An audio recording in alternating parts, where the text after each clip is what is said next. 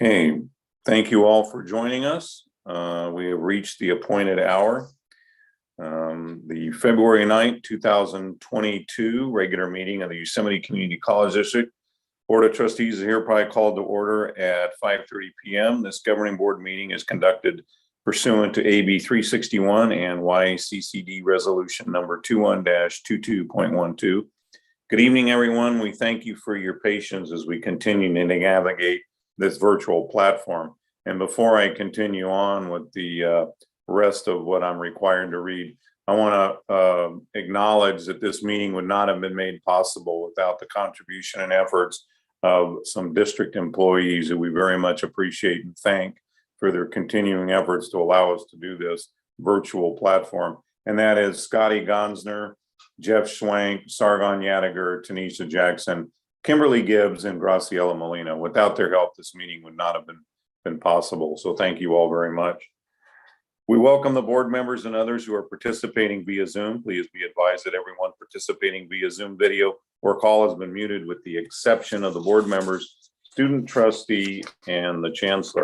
We also welcome members of our district community and the members of the public who are viewing the media live via YouTube. Members of the public are welcome to record this meeting using their own personal devices. The district will also make the recording available on the YCCD YouTube channel for 30 days in accordance with our board policy 2365 recording. As a reminder, board members are asked to quote, raise their hand, end quote, via Zoom when they wish to speak. Everyone is encouraged to mute their audio and not speaking to minimize disruption. The board is open to receiving public comments. The published agenda requested that public comments be submitted in advance of the meeting by email. Public comments will be read aloud by staff at the appropriate time during the meeting. Persons seeking to make an in real-time public comment may do so at the time of the agenda item and are asked to use the quote raised hand end quote Zoom feature. I ask the trustees mute themselves at this time. I gotta find my place here. So I always feel guilty calling upon people. I would love to call on Trustee Beggs, but she's desperately asked me not to do it this evening. I think I picked on enough people, so I'm going to take the honor myself. And if you would all please follow along with me. I pledge allegiance to the flag of the United States of America and to the republic for which it stands, one nation, under God, indivisible, with liberty and justice for all.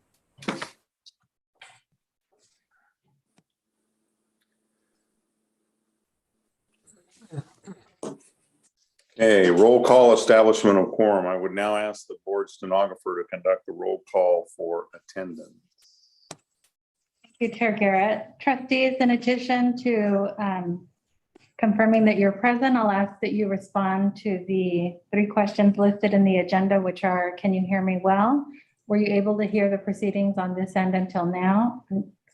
And do you have a copy of the agenda for this meeting? Student trustee Amir Salamani. Present and yes to all 3. Thank you. Trustee Aguilar. Present and yes to all 3. Vice Chair Beggs. Sorry, here, yes to all 3. Trustee Bolka. Present and yes to all 3. Trustee Hinton. Present and yes to all 3. Trustee Richards. Here and yes to all 3. Just so that everyone is aware, Trustee Nicolau is unable to attend today's meeting. And lastly, Chair Garrett. Present and yes to all 3. And just for additional comments, Trustee Nicolau is ill today, so that's why she's not able to attend. So thank you, Graciela, for making sure that got entered into the minutes. We'll now move on to item 4.4, report out from closed session. I have 2 items to report out. And once I report out, then our board stenographer will then read out the particular details. So item number 1 is during closed session by a vote of 6-0. The Board of Trustees approved the non-renewal of the employment contract for employee ID number 0721141. The employee contract ends June 30th, 2022. Yes. And so the vote, after the roll call was requested, The vote was 6-0. Antonio Aguilar, Leslie Beggs, Margie Bulkin, Nancy Hinton, Milton Richards, and Darren Garrett were all in favor. There was none opposed, no abstentions, and one not present for vote, which was our trustee Jenny Nicolau, who is out ill today. Okay, thank you. In addition, by a vote of, so this is item number 2, in addition, by a vote of 6-0, the trustees approved the appointment of Dr. Lena Tran to serve as the Columbia College president effective March 7th, 2022, with the agreement to be brought back to the March board meeting for approval. The vote was in favor: Antonio Aguilar, Leslie Beggs, Margie Bulkin, Nancy Hinton, Milton Richards, and Darren Garrett.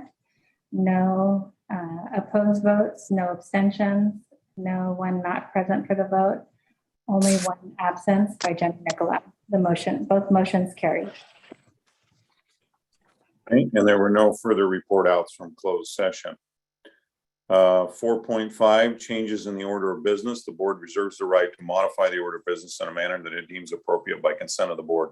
At this time, I ask the trustees if there is interest in changing the order of business.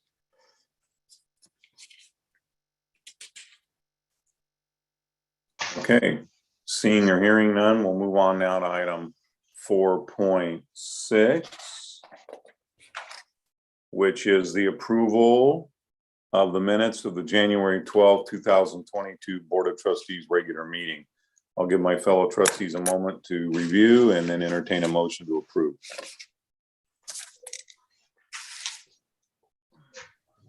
Trustee Garrett, I so move. Okay, so we've had a motion to approve those minutes by trustee Margie Bulkin. Is there a second? I'll second it. Okay, motion seconded by trustee Leslie Beggs. Any further discussion, corrections? Seeing or hearing none, roll call vote, please. Give me just 1 second. Certainly. Okay. Trustee Aguilar, Aye. Vice Chair Beggs, Aye. Trustee Bulkin, Yes. Trustee Hinton, Aye. Trustee Richards, Yes. Chair Garrett. Yes.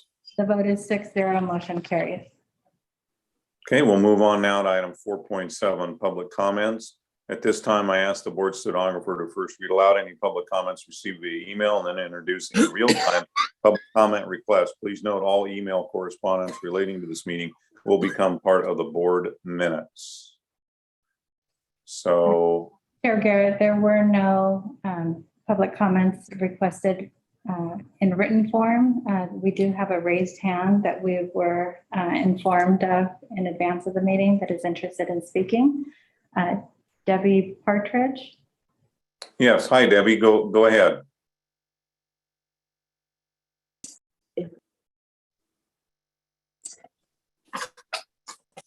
Good evening, board members. It's nice to see you.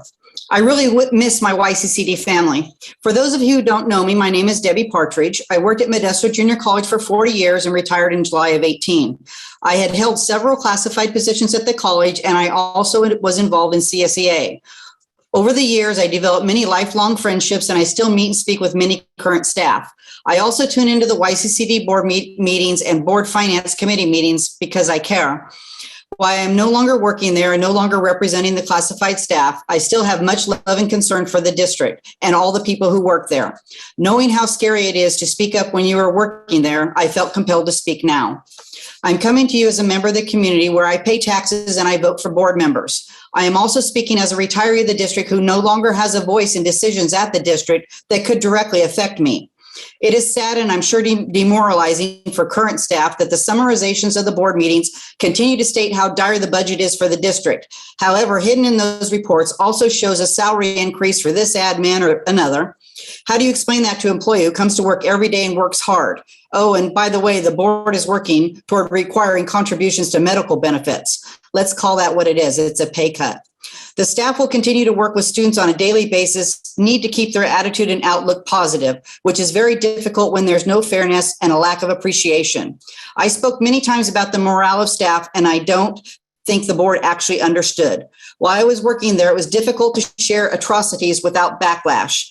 I know there is an article in the CSA contract regarding whistleblowing. However, there are ways to put these people down with no hard evidence. Morale is down. I have many employees who speak with me on a regular basis, and my heart hurts with what they're going through.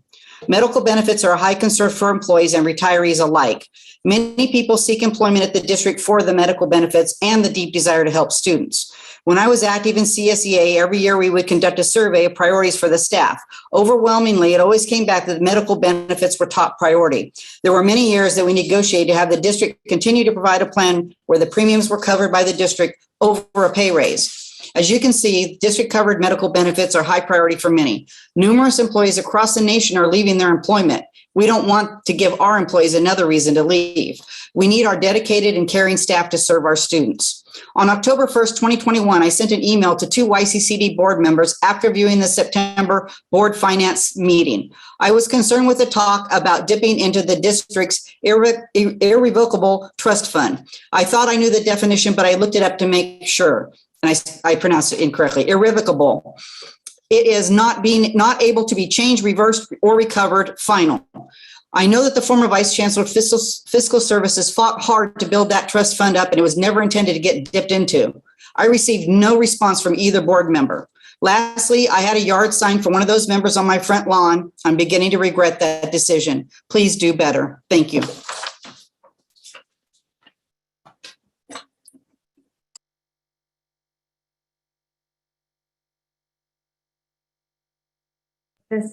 At this time, if there's anyone else that would like to speak on public comment, can please raise their hand.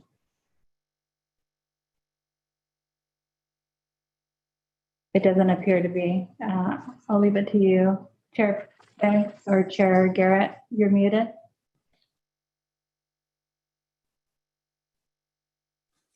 Sorry about that. No, I don't see anyone either. And at any time, the public can speak on an agendized item, as we said, or if someone has another thought later, we'll entertain that and give them the opportunity.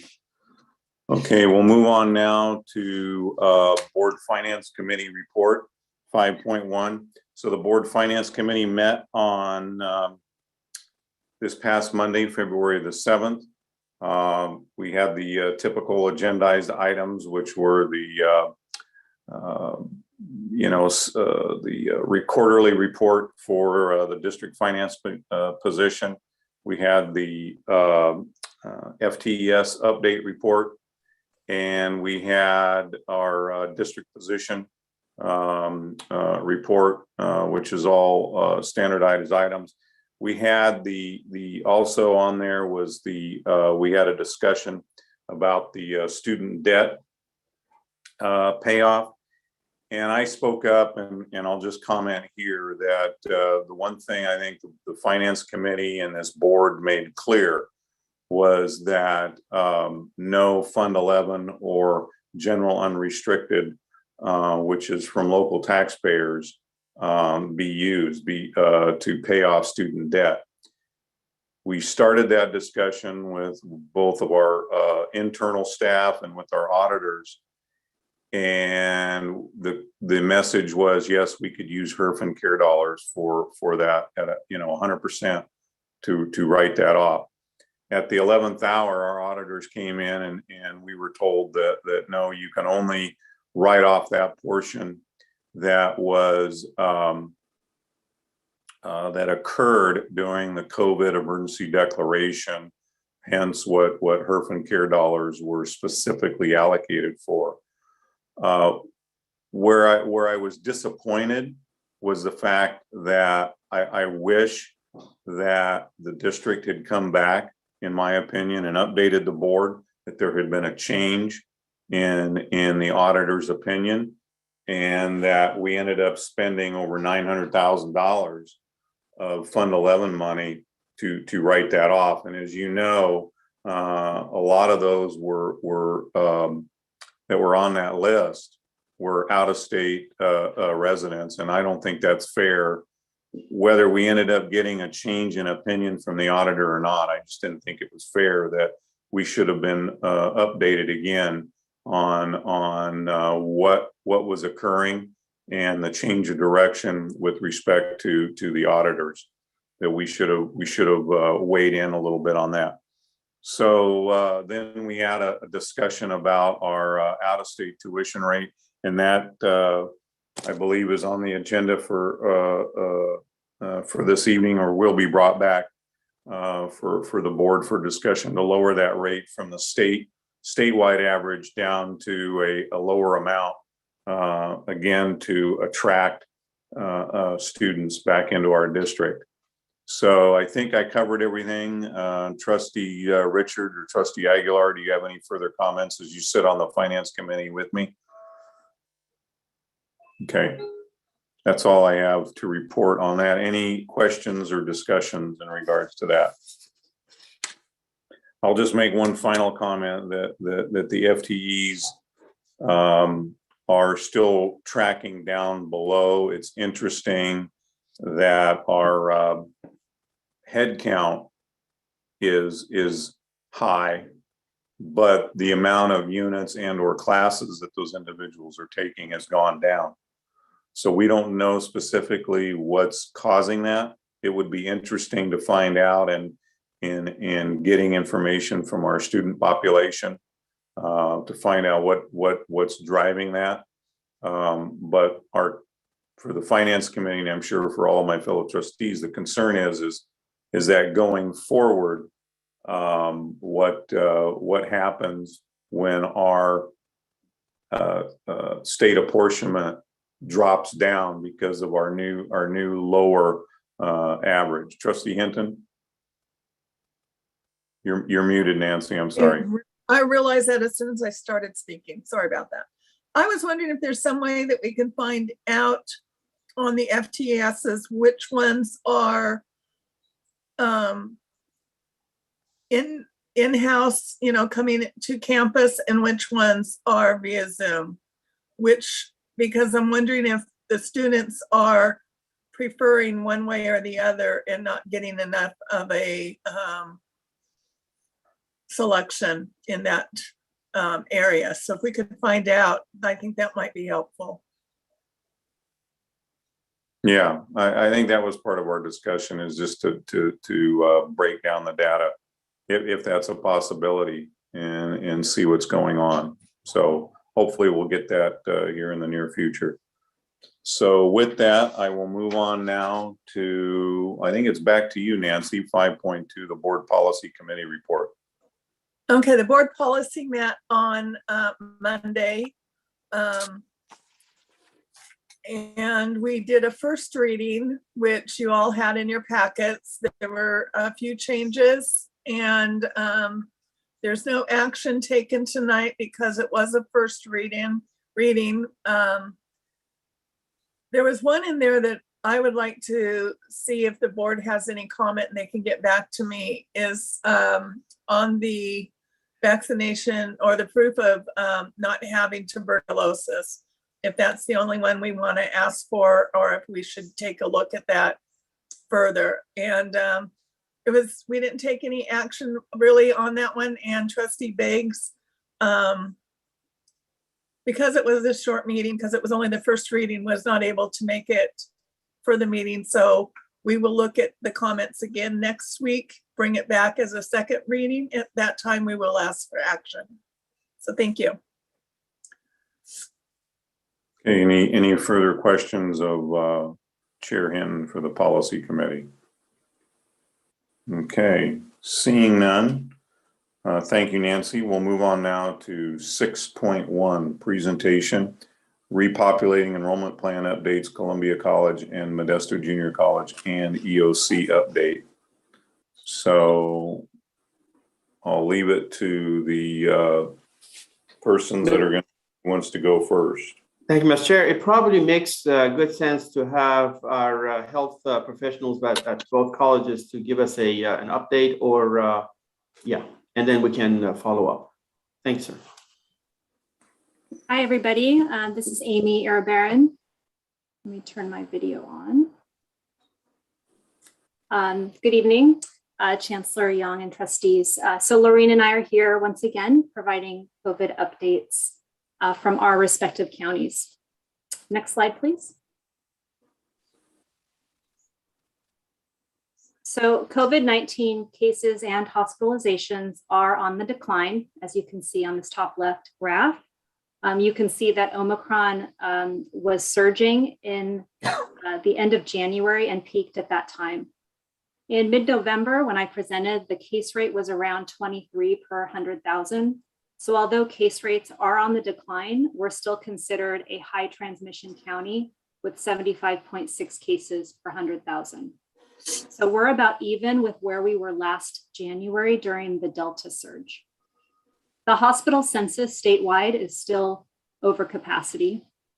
You can see our numbers are declining. And in November's meeting, we had around 135 individuals in the hospital with COVID, and now we have 193, as you can see here on the right. So hospitalizations are lower than where we were with Delta, so that's good news. And we know that vaccines have played a big role in that. 58% of Stan County residents are fully vaccinated, and this number has been very slow moving. We have a new feature on the dashboard. It's here in the middle, which is vaccination coverage by age. And you can see that our 65 plus age group on the right is very well covered, and it declines as the age groups get younger. The teal color represents full vaccination.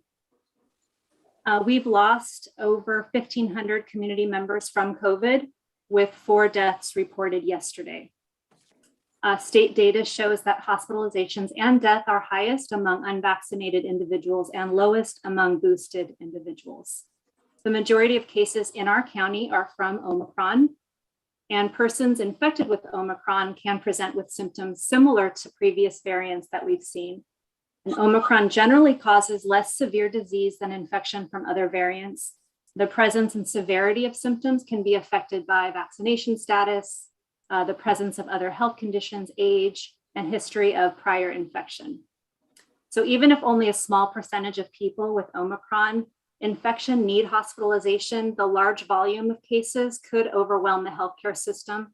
So we continue to protect ourselves and vulnerable community members. Lastly, the CDC has 2 terms now for defining vaccination status. So we're all familiar with fully vaccinated. We hear that term a lot. And that means a person that has received their primary series of COVID-19 vaccines. And now we have a new definition, which is up to date. So up to date means that a person has received all recommended COVID-19 vaccines, including any booster doses when eligible. Next slide. So there's a CDPH masking update taking effect on February 16th, and it states only unvaccinated persons are required to mask in all indoor public settings. Fully vaccinated individuals are recommended to continue indoor masking when the risk may be high. And also universal masking shall remain required in only specific settings. So Stan County will be following this guidance from CDPH. It's also important to remember that the officials from our county advise that we continue to follow the CDC's Institutions of Higher Education guidance, along with CDPH, and the CDC and this should say CDPH, it's fine, Stanislaus County Public Health, excuse me, recommend indoor masking in public for everyone in areas of substantial or high transmission. And we are in a county with high transmission. Vaccination is the leading prevention strategy, and Stanislaus County Public Health urges local stakeholders like MJC to help community members increase vaccine and booster uptake. Next slide for Laureen. Hello, can you hear me okay? Good evening, everyone. Tuolumne County's dashboard from yesterday is presented here. Tuolumne County peaked with Omicron on January 25th, about 14 days ago, with a case rate of 178, over 1,000 active cases and upwards of 20 hospitalizations. You can see that we too are in a decline from our Omicron surge. The orange line on the graph shows the peak there, and it does look to be leveling out. While much lower case rates and the declining surge, we are still also in a substantial definition regarding community and hospitalization and community impact. Today, our case rate is down even a bit more to 57 cases. We still have over 300 active cases, 10 hospitalizations, and a case rate of 71.5. Next slide. So our Tuolumne County Public Health Officer advises that we will be following CDC and CDPH guidelines for our county. And as Amy has suggested, we are also remain in a substantial transmission area, which recommends continuing indoor masking for all. Substantial transmission won't be considered lifted or reconsidered for an indoor masking recommendation until we drop under 50 per 100,000 cases for our population. I included a couple of quotes here from a local emergency room physician that appeared in our Union Democrat, just as a reminder that while we do consider Omicron mild, the volume of cases is still quite high. And it, as she notes, it's still a very serious infection, particularly for those who are unvaccinated. And the number of 77,000 Americans that died last month is still greater than the 60,000 that died in the entire flu season of 2018-19. Next slide. So oh, that's Amy. Sorry, Amy. So we have some new guidance, updated guidance from the CDC in their guidance for institutions of higher education. So we just have some key points listed here, and this is from February 7th. So these points, IHEs can play a critical role in offering and promoting vaccination to help increase the number of people who are vaccinated, to help slow the spread of COVID and prevent interruptions to in-person learning. Also, as we've mentioned, CDC recommends indoor masking in public for everyone in areas of substantial or high transmission. So this is both of our counties. CDC recommends time for isolation be a minimum of 5 days for everyone and quarantine be a minimum of 5 full days for those who are not up to date with their COVID-19 vaccines. And we are applying this guidance now.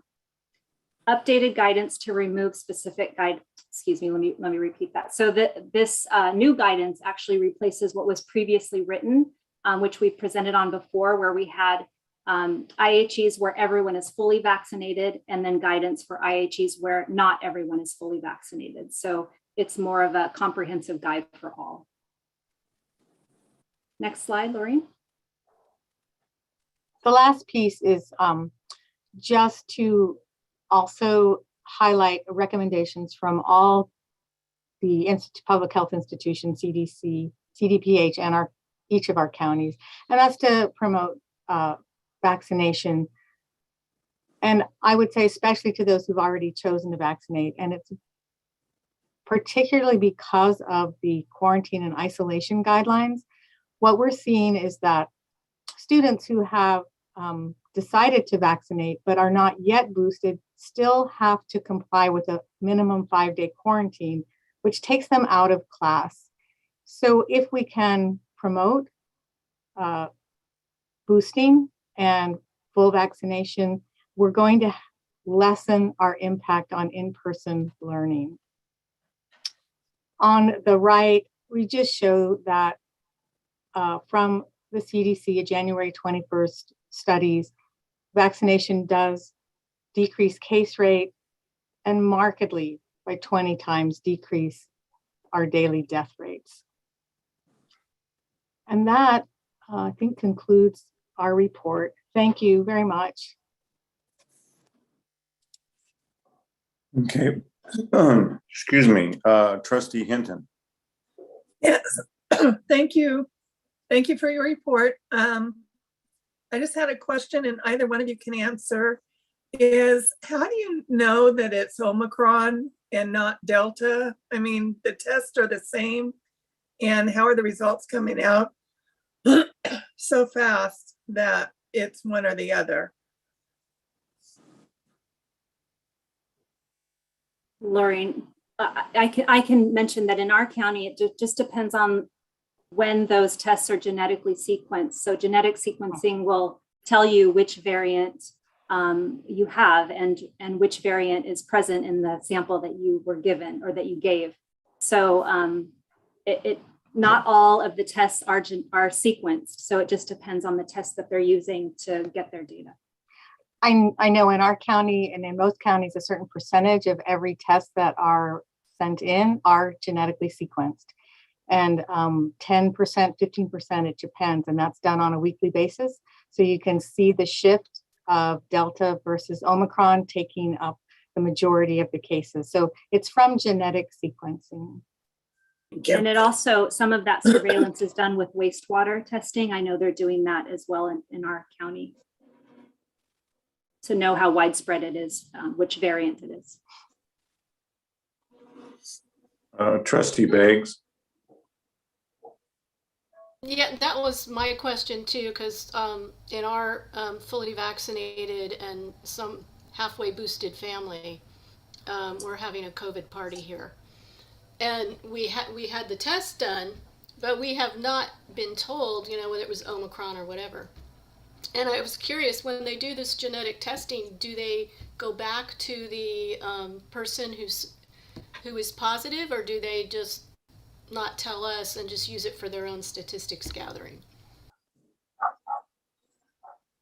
It's generally used for general statistics because the guidance for the individual is going to be the same for isolation or quarantine. You, I believe, could request genetic sequencing from a private provider, and I'm not sure how that would be covered. Yeah, but yeah.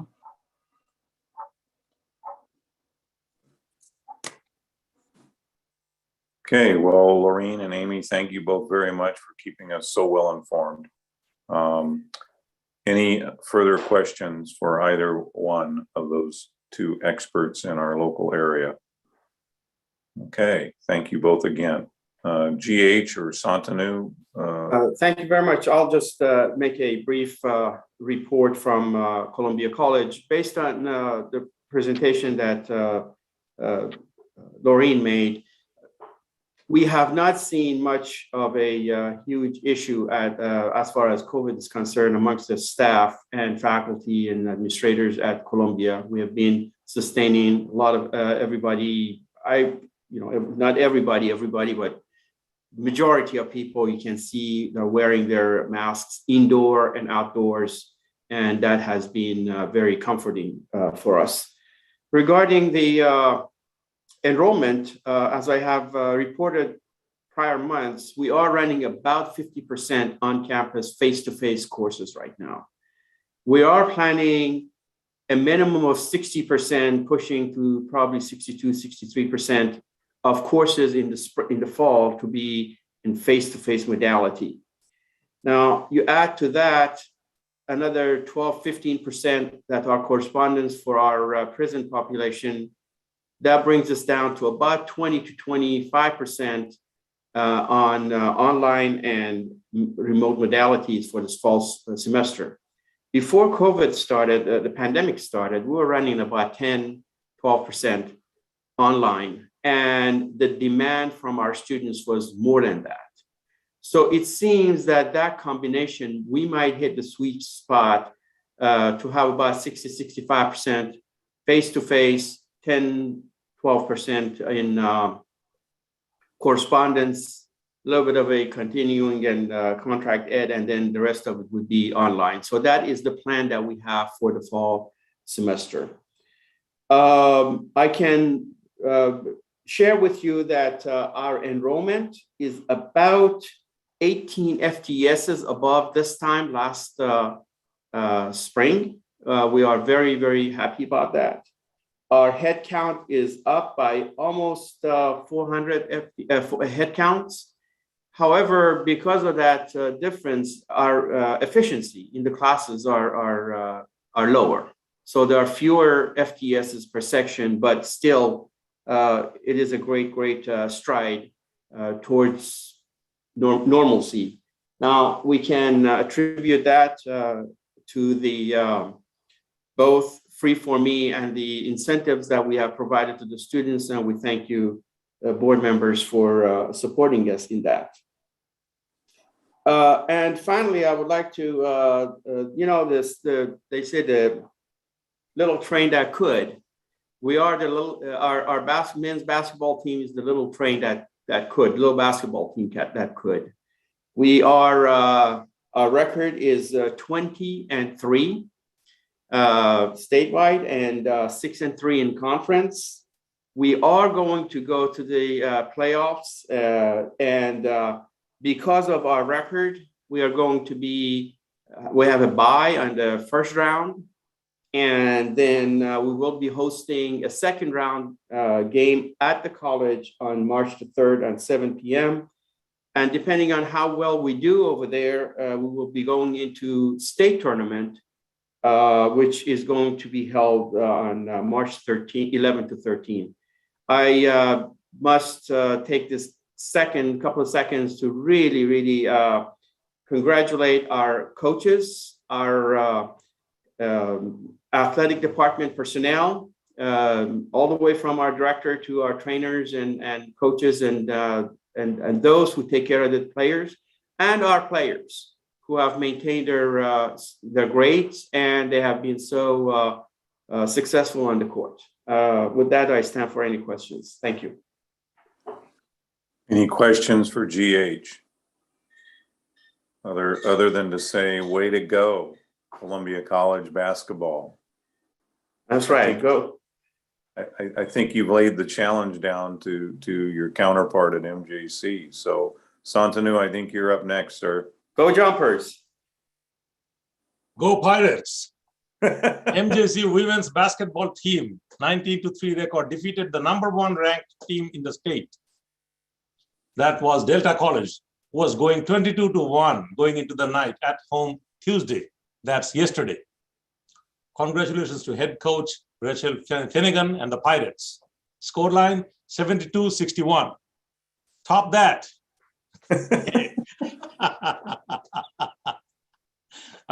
Also, I was at the baseball court, and I do not understand anything of that game, but we know that we were leading 6-0 against, who was that? Yuba? So yeah, we are doing well.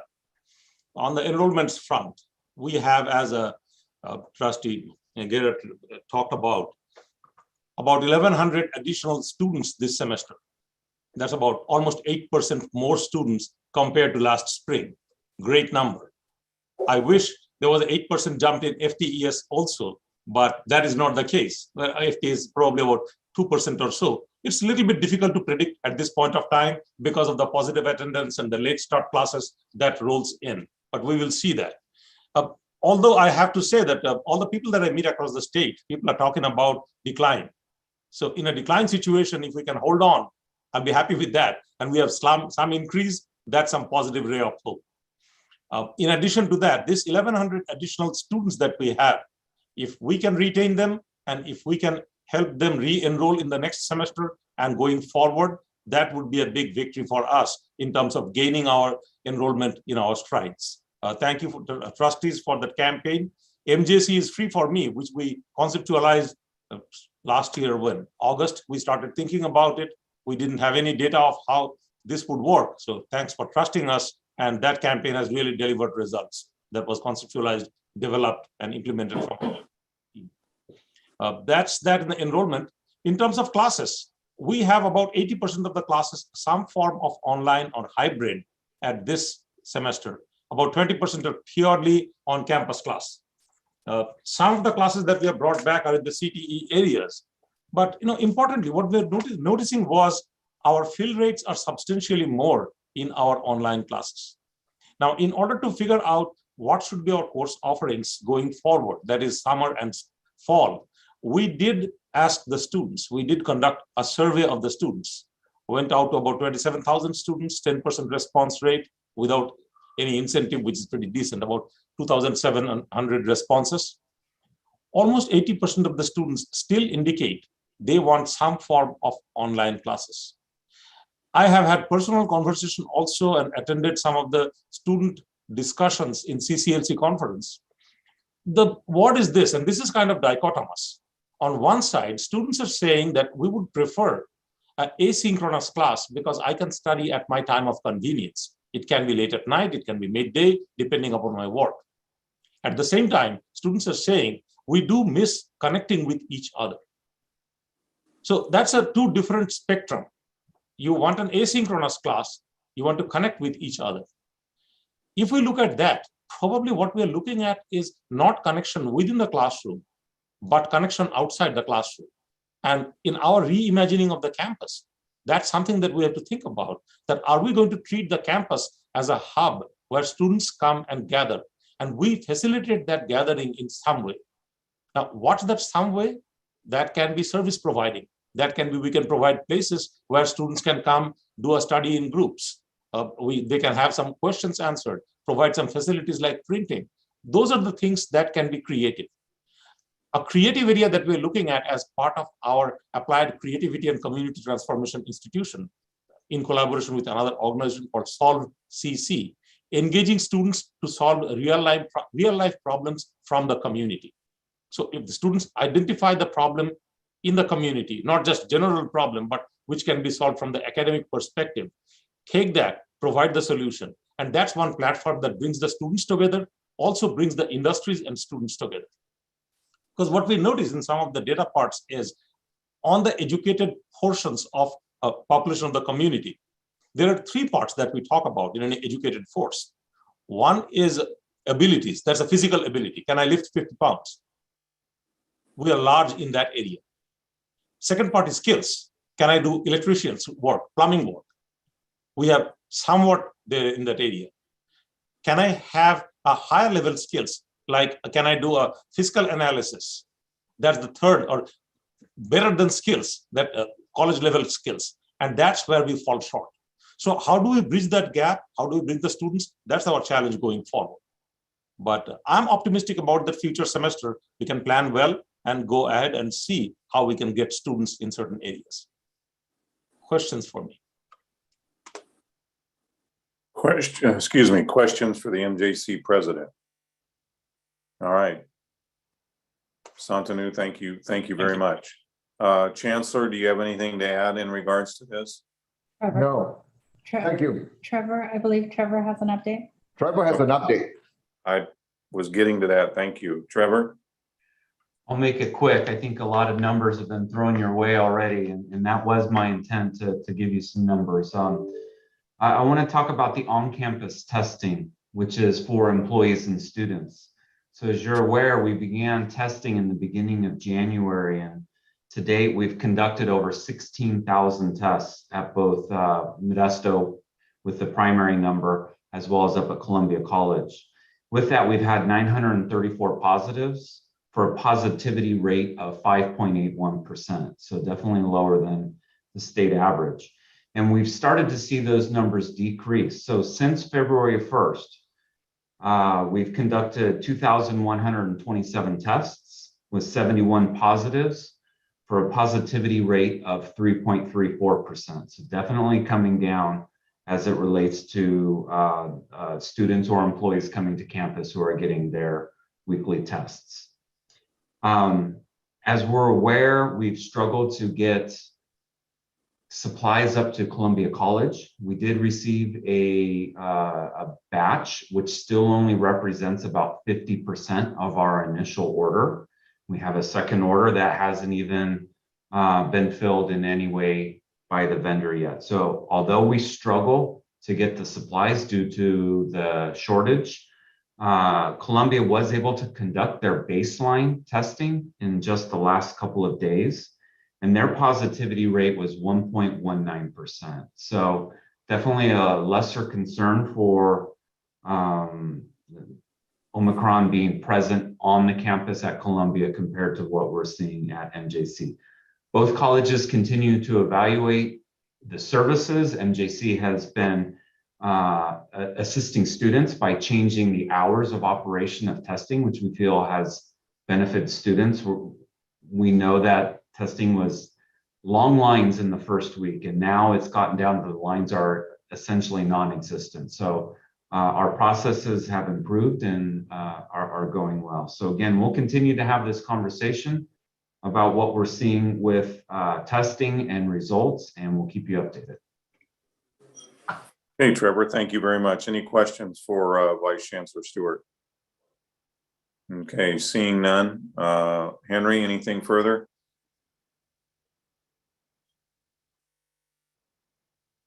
Nope. Okay, I'll just like to add that Graciela will be reaching out to all the board members to set up a special meeting probably towards the end of the month or first part of March.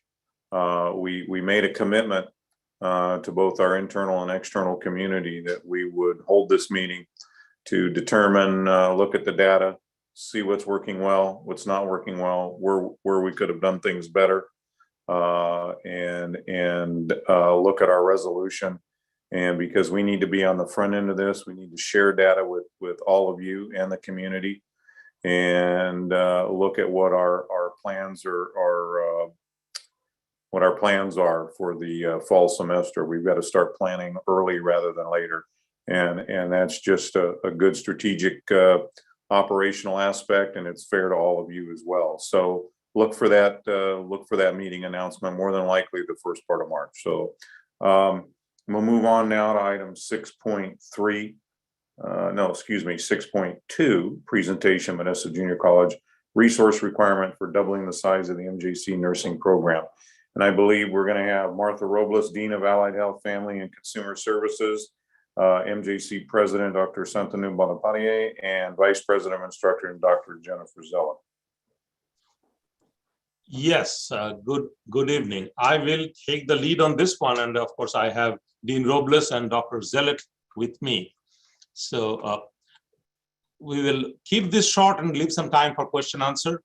We took a very rough draft or rough look at what would it take for us to expand our nursing program and discuss some of the potential solutions. So we're talking about doubling the size of our program. Let's move on. Let's go to the next slide. And please feel free to interrupt me and ask any question during this presentation. So there are 3 different resource requirements that we have. One is the physical infrastructure. We need classrooms to double the program. Second is the human capital. We need staffing to teach those classes. And the third, for nursing program particularly, is the community connections, because we need hospitals, clinicals, where students can go and do the clinical science. And then we'll have some other considerations as to, once we identify what we need, how we can provide for those resources, something to think about or take away from it. Let's move. Physical infrastructure. Currently, what we have is 2 large lecture halls in Glacier Hall, and you have the skills lab. Total assigned square footage is about 3,400 square feet. And we have a human patient simulation lab that's 1,886 square feet. If we have to double the program, that facility need to be increased. Now, Glacier Hall was built, 2009 or so. Approximate cost to build a similar structure now, of those kind of facilities with all the things that a nursing class needs, is about $25 million. We're not even looking anywhere near that. It's not necessary. What we have is, as I mentioned in my previous conversation, we are seeing a trend that classes are going more online. So if more classes go online, we would have available capacity in our existing buildings.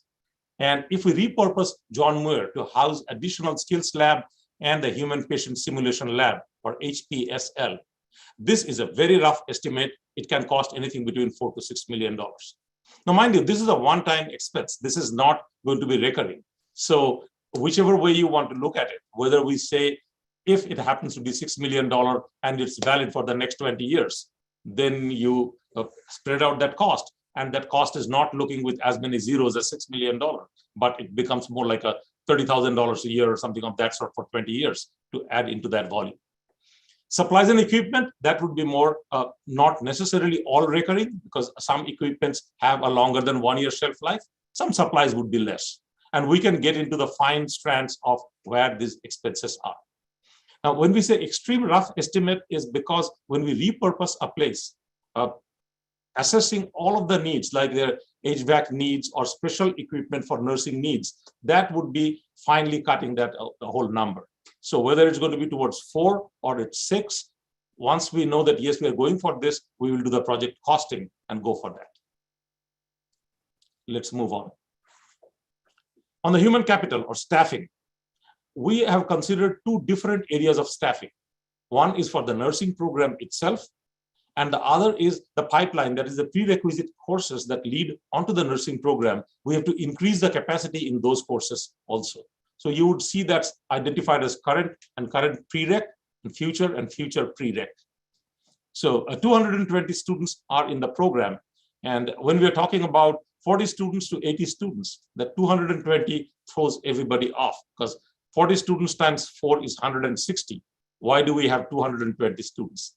That's because we have an entry point in the second semester of 20 students. We have a table that goes in the next chart that shows it. And you see all the staffing requirement right now. Now, faculty needs is a pretty much linear increase.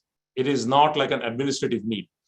And nursing programs are highly regulated, as you all know. So accreditation requires specific number of faculty student ratio. With that, if we have 15 full-time faculty, we need to increase another 15 full-time faculty members. This would be a recurring cost. 15 full-time faculty members, we typically cost it out at about $100,000 a person. That's $1.5 million. That's a recurring one, as I mentioned. 2 instructional support staff, contrasted with 3.25. So you would notice that instructional support staff is not increasing linearly. There is a little bit of economy of scale out there, costed at about $140,000. Future prereqs, we have 24 additional sections needed per academic year, and sections are costed. Typically, we have an average price for the sections. That's how we cost out at about $380,000. And full-time faculty and part-time faculty, or any combination thereof, that money would be going for. Let's go to the next one. So clinical placements, and this is where right now we have a clinical faculty ratio is 1:10, and we have 3 sites where we place this 220 students. So in future, we would need to place additional 160 students.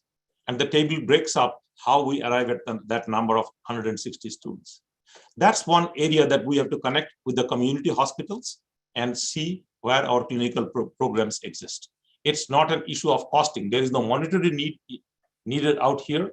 What we need is a connection so that we can place our students for the clinicals. But that's a very critical part of this program. And if necessary, we can always go a little bit outside our area, maybe go towards Delta's area, if that's a possibility, to see where those facilities exist. But nursing definitely is a need for that entire San Joaquin, North San Joaquin Valley area.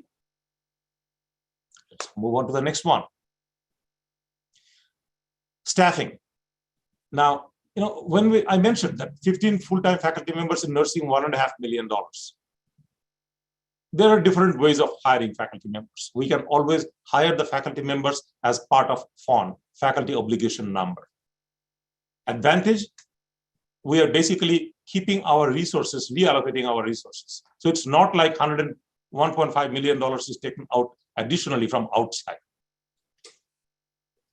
The disadvantage, that limits the opportunity for other hires. For example, if we have, let's say, 15 vacancies and everything goes for nursing only, then what happens to the other divisions who needed that faculty member? So let's say history needs a faculty member, that's vacant, but that's pulled towards nursing only because we need 15 faculty members out there. So that's imbalance, that's a possibility.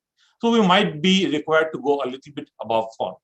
We are already above FON, and if our student enrollment does not pick up to a sufficient level, then our FON might decrease going forward. So that way, our expenses would be over and above FON.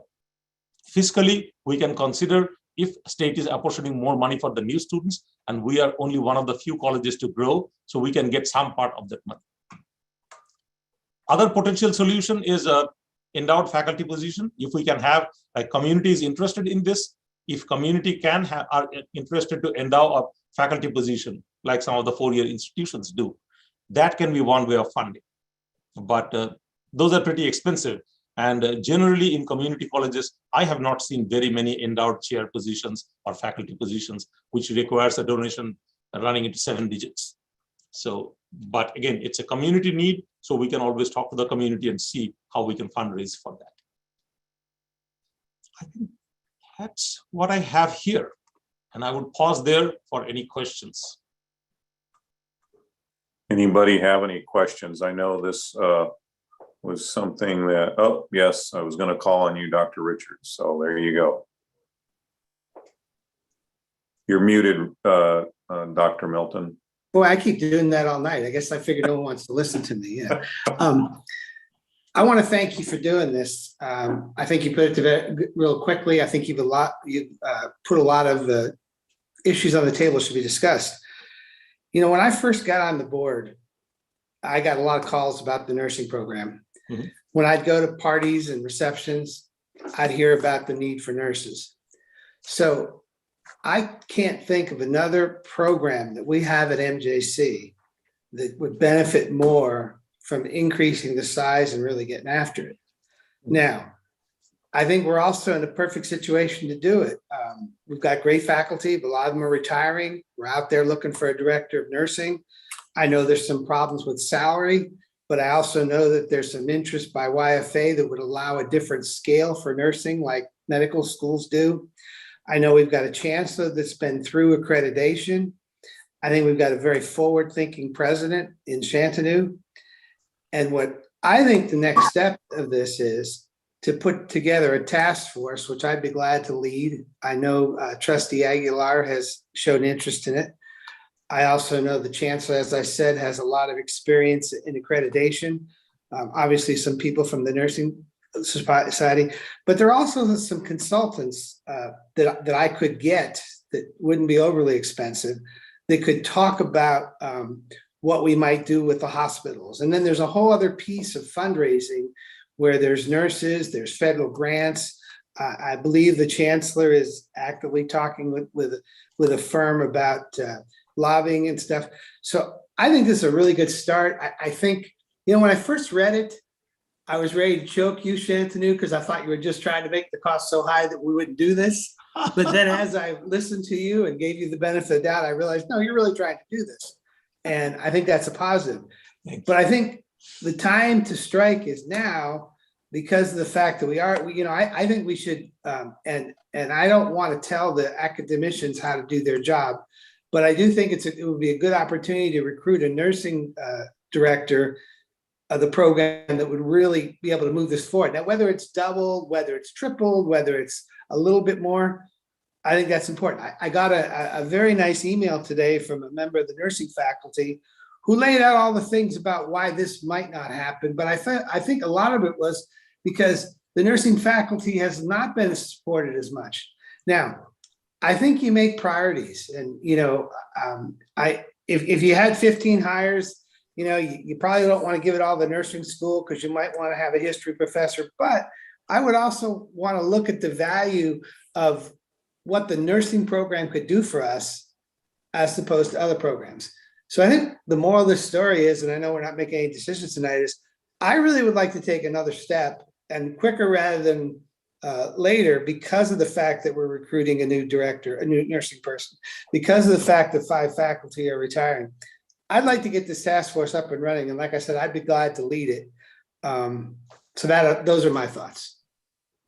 Okay, real quick before I go to the other trustees, Kelly Butler had her hand up.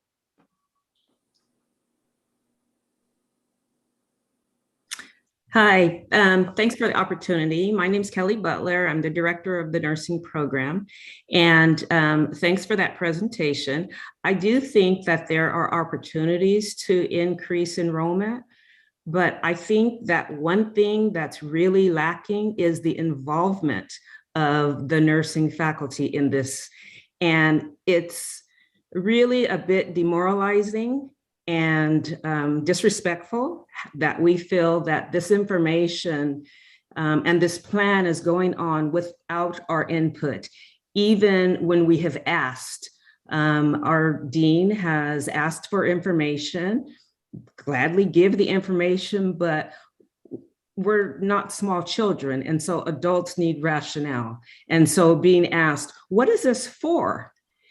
and the questions are just never answered. So, the COVID, I'm not sure if everyone realizes the impact that COVID has had on the program, and it has been tremendous, and trying to convey that has been tremendous. And we do have really good communication with our hospitals. We work every day on getting additional clinical sites, but just having the respect of being included in these types of decisions would go a long ways for the entire program, the entire college. There are, as you said, 5 tenured faculty members retiring. I'm one of them. It's been a wonderful experience at MJC. And so it's just a bit, I don't know, unsettling to be ending on this type of a note when we've worked so hard and are well respected in the community. It's just unfortunate that this is how it's ending. Thank you. Thank you, Kelly. You're welcome. Trustee Bolkin. Oh, you're muted, Margie. Okay, there. So, There you go. first, I want to acknowledge Kelly Butler and tell her thank you. And from me, and I think I represent everyone, is yes, yes, yes. As we explore this, I'm so thrilled that the chair called on you, so that we could hear that reaction from you. And I'm sure that everyone's open to getting all the input necessary. And I want to thank Trustee Richards for spearheading this conversation, which has been on the minds of many of us in terms of marketability of being able to increase the program. My question, Dr. B, is, and it's not something you need to answer tonight, but as you know, Columbia College drafts off of the program, the nursing program at Modesto Junior College. And as you know, in my own dealings with the hospital in our community, and I sit on the hospital's governing board, we have a hospital absolutely willing to collaborate in very creative ways to increase the program.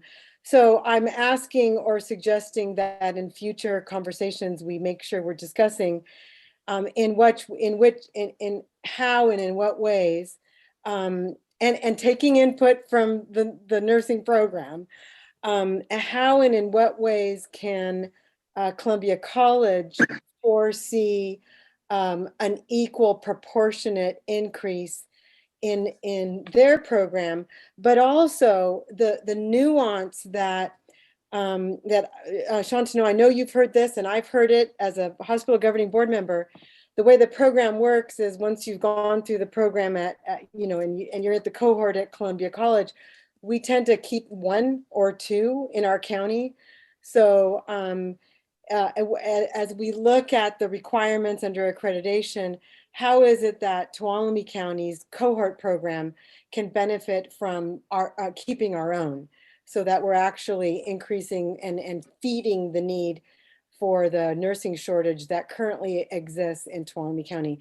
And again, I wanted to end with telling Kelly Butler, who I don't know, but just seeing you on screen makes me so happy. I wanted to congratulate you for your career and hearing that you're retiring, it sounds like you said, and congratulations to you and for your service to this college. Thank you, Margie. Trustee Beggs. I wanted also to thank Shantanu for the presentation, and I wanted to thank Trustee Milt Richards for spearheading the conversation, getting it going. I agree completely with Kelly Butler. Since I've been on the board, I've wanted more presentations and more participation in presentations by our faculty, because they do the work of the college. They're the teachers. And so I agree, and I'm glad you spoke up, and I hope we in the future have more presentations from faculty about whatever's going on, whatever we need. But also I wanted to say that you mentioned, Shantanu, endowed faculty positions, and this is our centennial campaign. This is our 100th anniversary. And what better time to ask our community if they want to endow a faculty position than this year? So talk to George Bedrukis about that, because he's always asking, what he's going to ask our community members to do. And this is something they might very well want to consider contributing to. So anyway, thank you again, and thank you for the thoroughness of this. I really appreciate it. Thank you, Trustee Beggs. Trustee Hinton? You're muted, Nancy. Okay, there we go. I just want to say thank you also as a community member and a trustee who has used the services in the last many years, but recently we have nursing students with compassion and everything towards their job that is portrayed beyond even the ones that are in the blue, that that they're nursing students currently. Or when I'm sitting there all day and night with Carl, I would ask them where they were trained. And the majority of them at DMC were from MJC. And the treatment and everything was bar none. And we've done an awesome job with the ones that we had. And my talk when I first got elected was I'd like to see this program grow. So Milton, I'd be right there beside you to help you with this program. And I want to say thank you to those in leadership of the program. You guys have done an awesome job. And Shantanu, thank you for showing this presentation. Okay, thank you, Trustee Hinton. Milton, you still had your hand up. Oh, anything? First of all, Professor Butler, I'm sorry you feel this way. And just to give you a little bit more background, in the fall, I was approached by a member of the nursing faculty sharing some of the concerns. And my passion for nursing comes from being raised by a mother who was a nurse for 40 years and a son and daughter-in-law that are both nurses. And I really believe in this. And clearly, if we were going to move forward, we would need someone like you, and we'd want to know what's going on. But I also know how the wheels of bureaucracy and academics turn, and it's very slow. And I'm the kind of person that's a bull in a china shop and just likes to come in and say, let's get it done. So please accept my apology for you feeling that way. And I would hope you would feel the opposite, that you now have you've had others, but now you have a trustee that's willing to be vocal enough and to really support this and to really get out in front of this. So that's all I have to say. Shantanu? Yeah, I just respond to a few things. First is about the participation. When I started doing this one, this is the 9th of February, and for the board presentations, you know that this gets completed on 2nd of February to go out to the board. So this was pretty much done. All the information was necessary by end of January. I was not even here in the office, and Sunday, Dr. Richards knows we were both in Sacramento. So when we were collecting this data, first 2 weeks of the semester from 9th to 25th, that's like census time. That's nobody has any time to do anything else. And we were dealing with managing everything. That is the timeline. And what we're trying to put together is a very high level sketch. What is needed to build this house? Once we get to the nuts and bolts, of course, we will involve the faculty members. But there is no disrespect that we did not want to include anybody or there is any hush-hush business or anything. All we talked about, and you would notice, we talked about identified the human resources, the physical resources, and clinical resources. So no disrespect to anybody, nothing to exclude anyone. We recognize what we need, but at the timeline, what we can do. Two things that I would also mention. MJC's top 10 programs by estimated job quality and number of graduates. And you'll be surprised with this list. Geography is an area where there is a possibility of almost 3,000 good jobs, well-paying jobs. Not a surprise because of GPS and GIS right now. The day is not far out when Amazon would have sent drones in your home, which would deliver packages to you. And that's all done by geography. Our production of geography majors is close to zero. So there are avenues where we can create, close to zero. Geography, respiratory care, adult development and aging. Again, our production in that area, almost zero. Recording arts, technology and technician. Our contribution there, almost zero. Computational sciences, not much. Electrician, yes, there is some. Geology, earth science, not much. Registered nursing, yes, there is a demand. Computer science and computer programming. Other part of this chart I would not share with you because it's kind of it's not for a public discussion. There are places that we produce a lot of graduates. There are not enough good jobs for there. So there's a program rebalancing. And those are the critical information that typically resides in my office. So that's another reason why we want to keep this, because this can be interpreted in a variety of ways, and we do not want this to be misinterpreted. Second point is we have also been talking to dental assisting program to expand that from our community learning programs services. That's an area we had that program at one point of time, it went away. We are trying to revive and resuscitate that. Another area that I have a meeting with the Director of Behavioral Health and Recovery Services. We have a meeting scheduled very soon out here because the number of people that we need in behavioral health and substance abuse counseling, that is going through the roof right now. And post-COVID, that need is also going to increase. So those two, I would also like to keep in mind that dental assisting as well as behavioral health and recovery services, huge community need, may not be that resource hungry. So when we allocate the resources, we have to see, not to say that we would not increase the nursing program.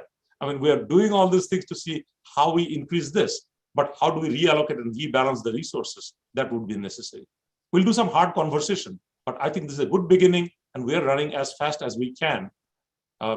Last but not the least, California has put out $500 million for recovery. North San Joaquin County, we can collaborate with Merced and Delta and try to see if we can take a chunk of that pie. And if that comes real fast. That comes, I think, expected date of submission should be sometime in July, and then the funding happens, and we have to expend that funding in a couple of years. And they're not talking about a $100,000 proposal. It's a $500 million total bucket for California. So you can imagine it's a big number of dollars we're looking at. We would look at all of those resources if we can get some funding from there to substantiate this program. I'll stop there. Thank you, Santanu. Well, as you saw, I called on Kelly because if you've been to any of the graduations for nursing programs, you will not find a more emotional, happy, elated response from faculty. I'm not putting down any other program, but it is consistent, the joy and expressions of joy that faculty members have when a new nurse is brought into the field, how important that is for them to assist that person accomplish their goal and be part of the nursing community. You know, I think that as we look at nursing, it has changed so much just in the last 20 years, and that nurses are taking on a bigger and bigger role in health, and you know, they're really doing more than the doctors now. Of course, I'm probably going to get some bad responses from doctors, but let's call it what it is. They're taking on more and more of the heavy lifting in that area. So nursing is very important, and it's going to become more and more important. I think it's time that as a community, and Santanu pointed out some other areas, in my opinion, that we need to look at a community-wide health strategic plan and really put together a comprehensive plan on what we're currently doing and what we would like to do and what we can do in the future. When we look at our community partners, you know, we've kind of lost some of our community partners in the last few years. And, you know, keep in mind that it's our nursing faculty that are the ambassadors. We wouldn't have those community partners really if it wasn't for our nursing faculty that have worked at those institutions or know people in those institutions that allow us access.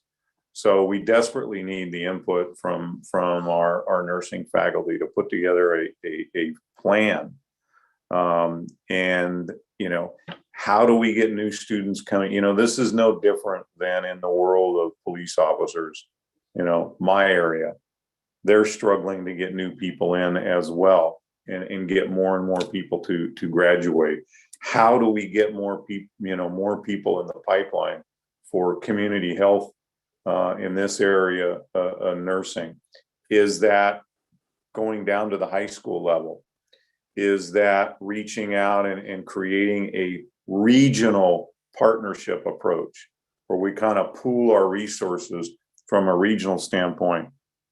Is it something that the chancellor has pointed out to expand opportunities for our graduates and become not only a state accredited certified program, but a nationally accredited and certified program? So now we start drawing students from out of our region that want to come here for our program that is now nationally accredited and certified. So I think there's a lot of things at play here, but for me, I would like to see a community-wide, because as Santanu pointed out, psych tech, psych nurses, things in the behavioral health arena. There's an approach here that we can take from a community health program response, and obviously nursing is going to be a big part of that, and look to put together a very comprehensive strategic plan. And I agree with Dr. Richards. I don't want to draw it out and it's go on forever, but I think there's an opportunity here to start with the dean and the faculty and work with our community partners to come up with a really detailed plan going forward on how we're going to accomplish these goals. So any further comments? All right. And again, thank you, Kelly, for participating tonight. I very much appreciated it, and I know all the other trustees did as well. And I wish you well in your future endeavors, whatever those may be. So we'll move on now to 6.3, which is Columbia College and Modesto Junior College best practices of career and technical education and strong workforce. And I think that's going to be, let's see, do we have a highlight of who that's going to be? Not yet, but I'll turn that back to Pedro. Thank you, Mr. Chair, and thank you, Chancellor Young and members of the board for this opportunity for us to present on CTE programs and also feature the agricultural programs this year in our annual presentation. You know, it's really fitting that we're having this conversation on what is National CTE Month,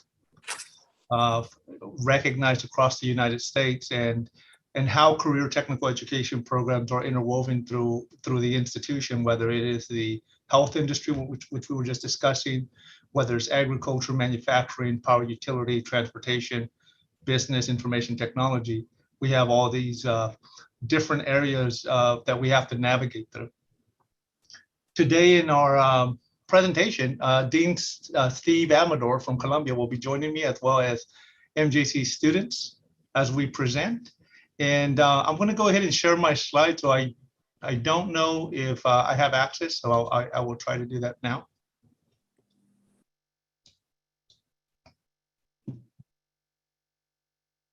And I'm also going to ask Dean Amador and the students to turn on their screen so that we can have a smooth transition on the presentation.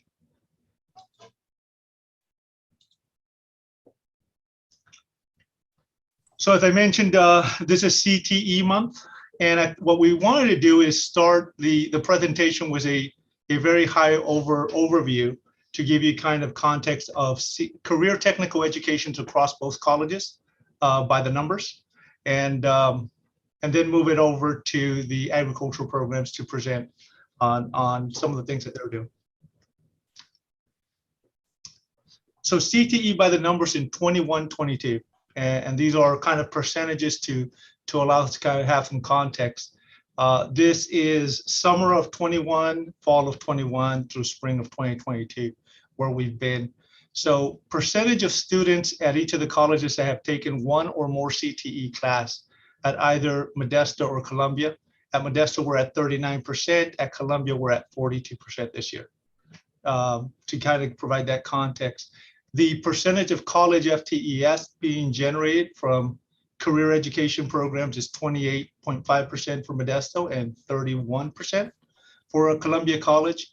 And the percentage of sections that are CTE sections, they're designated by that proper coding, is 26.7% at Modesto Junior College and 38% at Columbia College. So before we started the feature of the program, we kind of wanted to pause and give the large numbers so that the board would have a kind of a feel for how students enrolled in CTE programs exist at most of our colleges. So with that brief intro, we're going to try to stay concise and effective in our presentation. I want to hand over the presentation to Dean Steve Amador for some comments on the agriculture programs. Thank you, Pedro. Currently, and I think I can speak for Pedro a little bit, those of us in the CTE world are very fortunate. Currently, the state legislature and the federal government really see workforce training and workforce development as the key to post-pandemic economic growth. And so with that being said, with state strong workforce funding, state apprenticeship funding, federal Perkins funding, we really have the ability and the resources to further develop our programs and start new programs. With that being said, I'd like to take a moment and introduce one of my faculty members that has really done an excellent job in developing his program and really does good work for providing opportunities for students and providing for the community. I'd like to introduce Tom Hofstra, my forestry instructor at Columbia College, and student Ruby Mason, to talk a little bit about what they've done and how they're utilizing some of that funding for their forestry program. Hello, thank you, Steve. I hope you can hear me. Yes, we can hear you. We got you, Tom. So the Calaveras Big Trees Association recently sent a letter to Armando Quintero, head of the California State Parks, asking for immediate mobilization of a cavalry of forest crews to reduce fire fuels in their parks. Also, the Stanislaus National Forest is currently embarking on the Cyril project, a large landscape scale vegetation management project of unprecedented size to help manage fire fuels on the Stanislaus National Forest. The need for forest management is clear, I think. And at the Forestry and Natural Resources program at Columbia College, we continue to prepare that cavalry of forest crews that the Calaveras Big Trees Association has recently called for. Just as a reminder, the FNR program at Columbia College offers AS degrees and certificates of achievement in forestry, natural resources, and water resources management. And I want to highlight one of our certificates of achievement, which is the management and restoration of fire adapted ecosystems. And let me just repeat that because that's a long title, but it's the management and restoration of fire adapted ecosystems, which is really the crux of the forest management issues that we have locally. The FNR program is blessed with its location on the Columbia College campus, which includes 285 acres, half of which is wildland representing vegetation types commonly found in the Central Sierra Nevada on the west slope. We're also blessed, especially recently, with equipment that is necessary to manage this area. Together, the campus and the equipment provide an outdoor learning laboratory, which is relatively unique among community colleges in California. Among that equipment, which has been purchased with strong workforce development funds, which, to be frank, have transformed our program in recent years, include a Kubota mini excavator with a mulcher head, grapple and bucket, a Kubota 7660 tractor with a 7-ton winch, forestry winch, a brush grapple, and a 10-inch chipper, a Kubota RTV with a 100-gallon fire pump. And coming soon, I was just told today that it might show up in March, but already bought and paid for, Kubota skid loader with a mulcher and a grapple for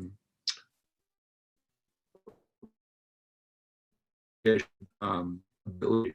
So to support this, we have a relatively new equipment yard, which is known as the Poison Oak, which is a safe, secure storage area for all this equipment, and that includes a chainsaw shop and maintenance shop, a fuel locker, a small scale sawmill, and a classroom and restroom.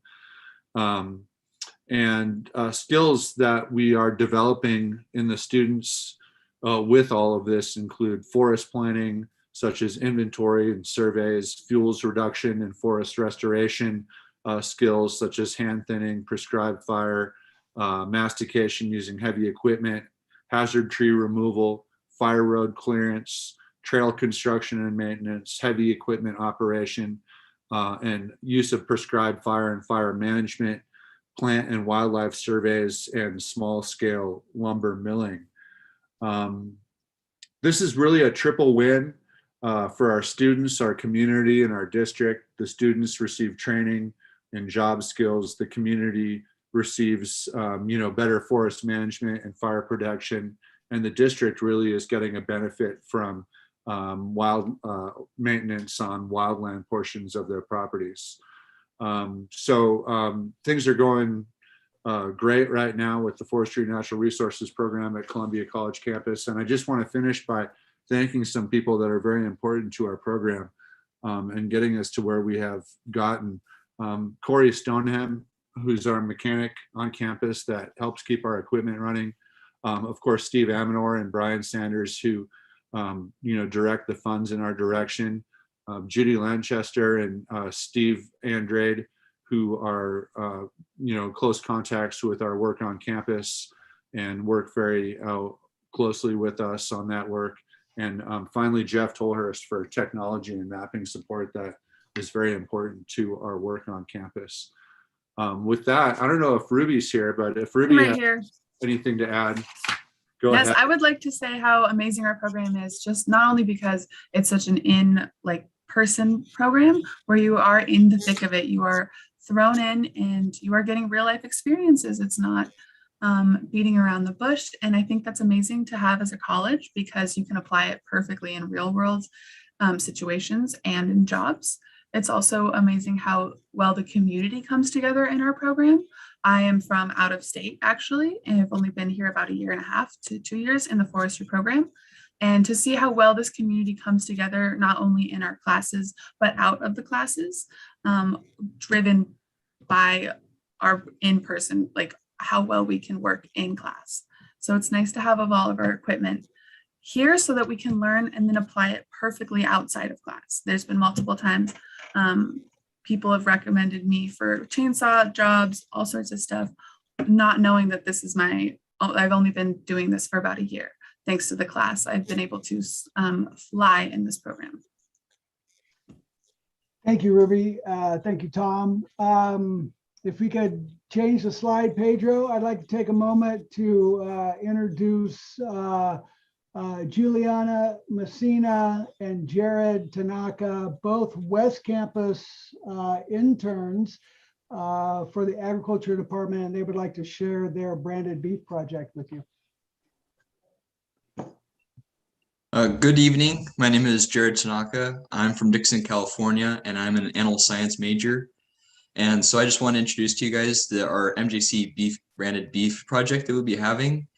And so basically our goal is to be able to market beef that is grown on campus and brand it to local customers and consumers.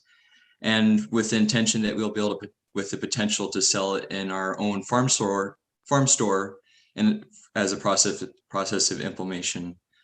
What we mean by branding is just when the meat is vacuum sealed, it was just a sticker that's on the front that will be able to separate us from the rest of the rest of the meat counter. They'll make us unique and be able to attract different consumers that prefer that more custom raising.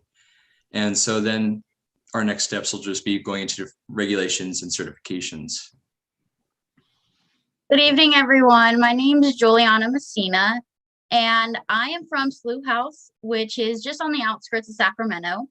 I am an animal science major. However, when I transferred at Chico State University, fall of 2022, I'll be an agricultural education major. I have recently created a survey asking potential customers different kinds of questions to help us get an idea of what kind of meat they preferred and how they would like it branded. So far, we have gotten results saying that they prefer grain-fed, college and locally grown and USDA approved beef. We are serving mainly Stanislaus and San Joaquin County. However, we would like to reach out and hopefully broaden that our customer base. We have our survey on MJC Agriculture's Instagram and Facebook social media page, but we would like to reach out to Stanislaus Farm Bureau, and hopefully they can post something on their Facebook page to get us even more responses. We asked a question about paying more for a fresher and higher quality product, and majority had agreed that they would. So this is the information that we have so far. We're still trying to collect data, and then we will continue on with our next steps. So looking forward after we had the survey and gathered that information, we'll be making contact with the County Ag Commissioner Office, and because they have the resources available to them, that we'll be able to understand what the next step would be. Because as an educational institution, it's much different than being on a private level and being able to send it to the abattoir and to have a process there. There might be additional steps that we may have to take for just not only on the state, but also county level. And we'll also look into a local place to harvest. Because we'll be marketing to consumers on a retail basis, we will need to look for a USDA inspected plant in order to harvest the calves. And so we'll be going with the intention that all the steers that we were producing for beef will be raised on the MJC campus. And so that's a additional part that will be more attractive to consumers. And we also hope that this is kind of us paving the way and just for beef, but also for other animal units that are hosted by MJC, that they'll be able to market their own products through a farm store if we are able to establish that. And if there is enough of a demand that we can promote with just MJC beef. In addition, right now we are looking at raising 1 to 2 calves per year for this product, for marketing and how much we would be supplying. And of course, if it really took off, we would be supplying more and more.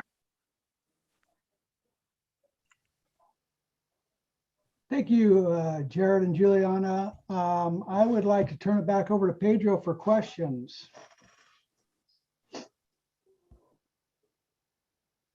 Thank you, Steve. To the board, this is our presentation for this evening.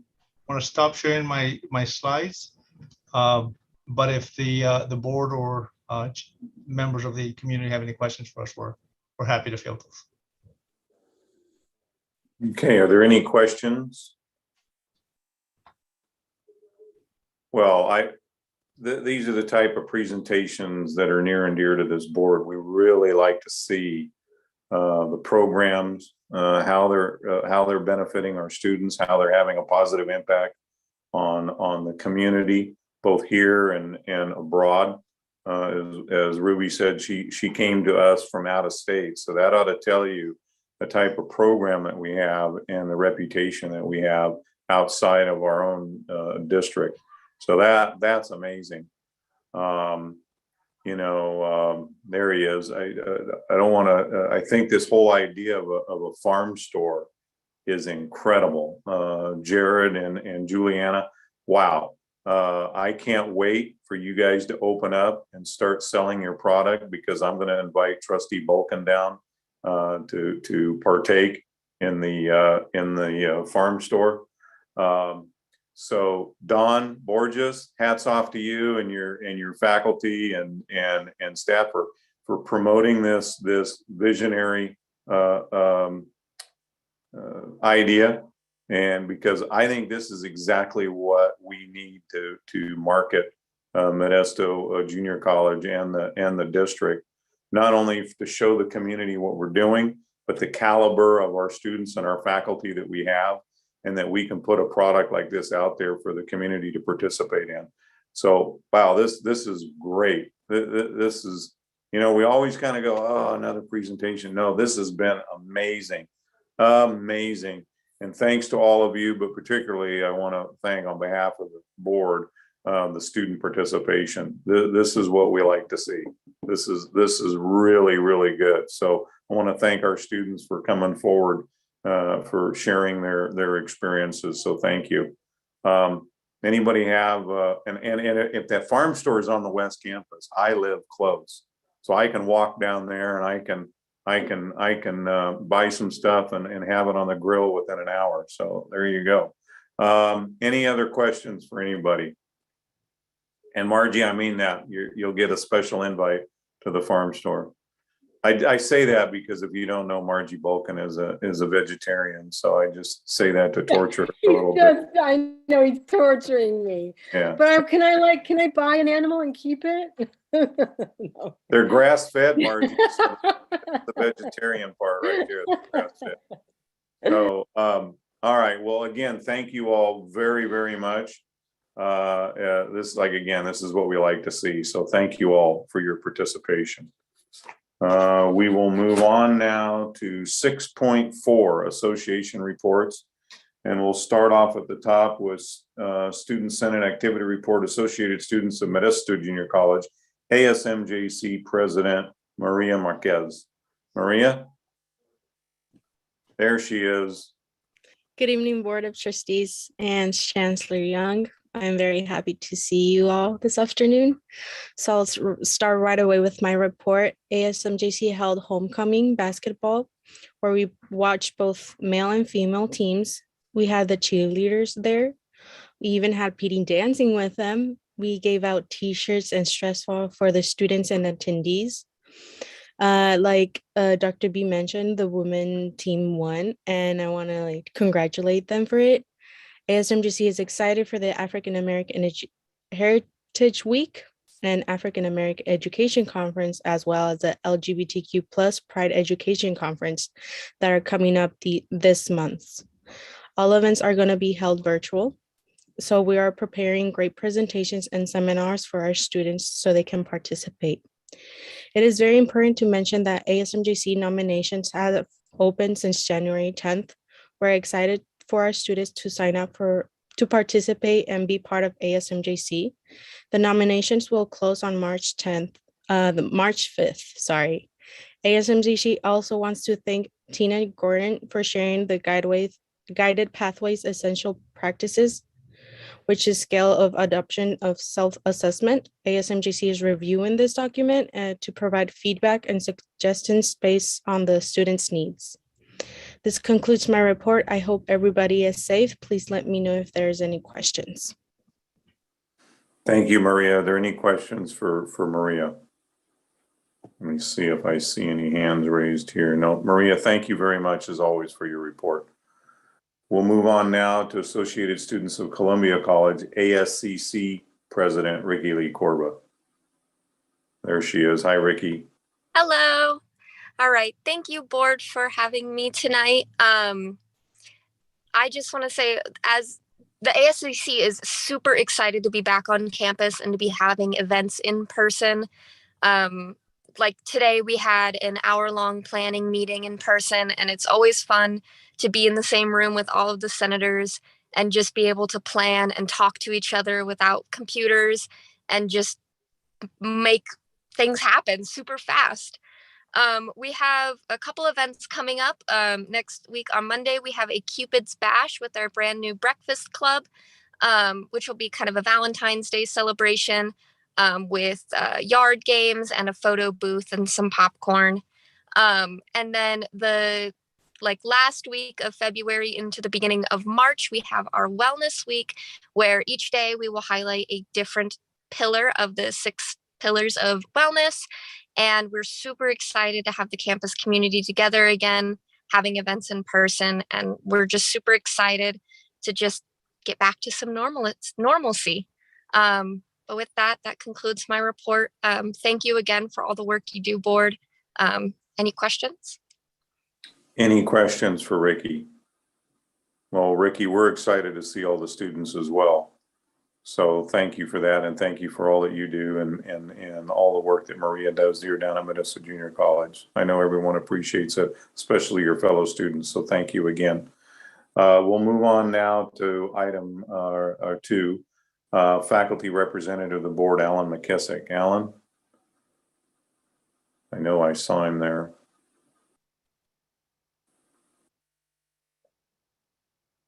Where'd he go? There he is.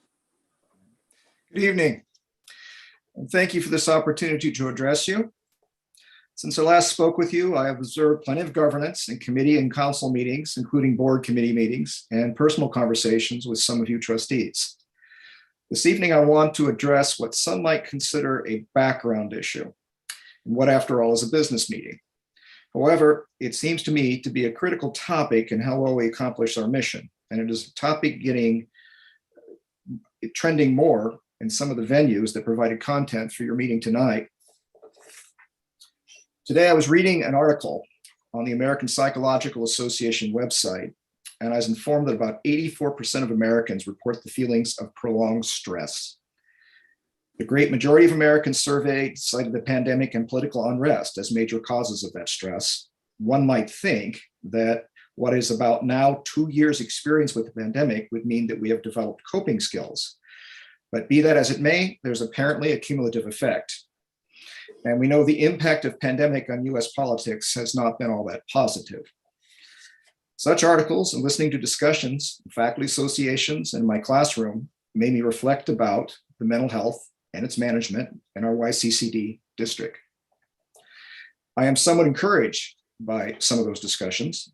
In my public speaking class, a discussion of communication anxiety impressed me with how remarkably open and supportive the students are with each other about mental health. I listened to similar conversation in a recent academic senate meeting about how our faculty members are doing.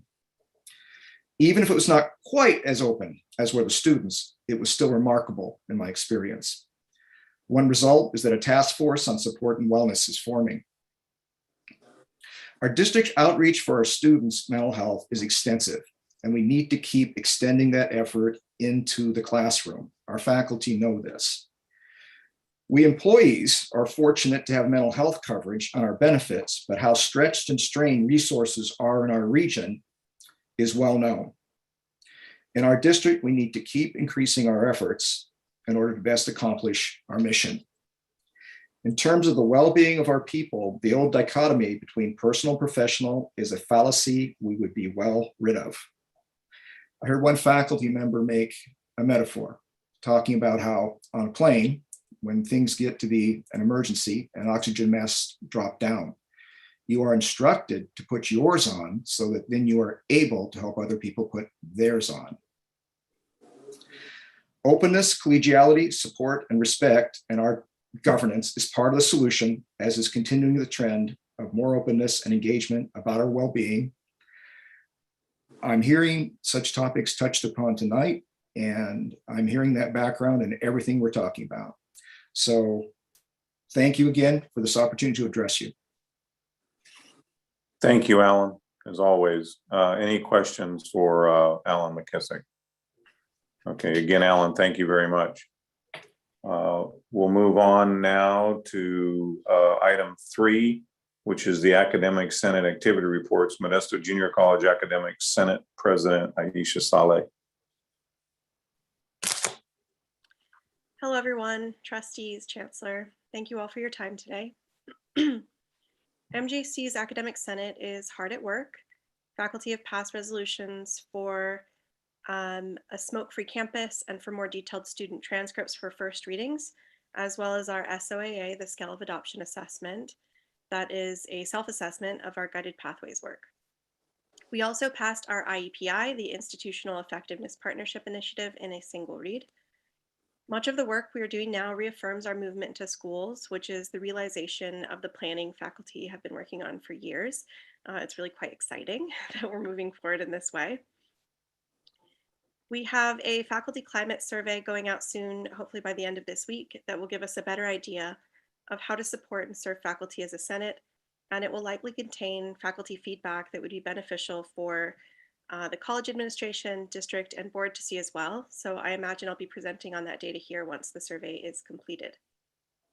The overwhelming consensus during our Senate discussion on this topic is that faculty are struggling to maintain their mental health and well-being while juggling the ever-growing demands in education and also coping with the immense stress and grief related to the pandemic. I'm hopeful that those of us in leadership at every level of the institution will act to support faculty once we receive direction on how best to do so. We've called a Senate task force, like Alan mentioned, on faculty support and wellness to help move from gathering a list of needs to meaningful action.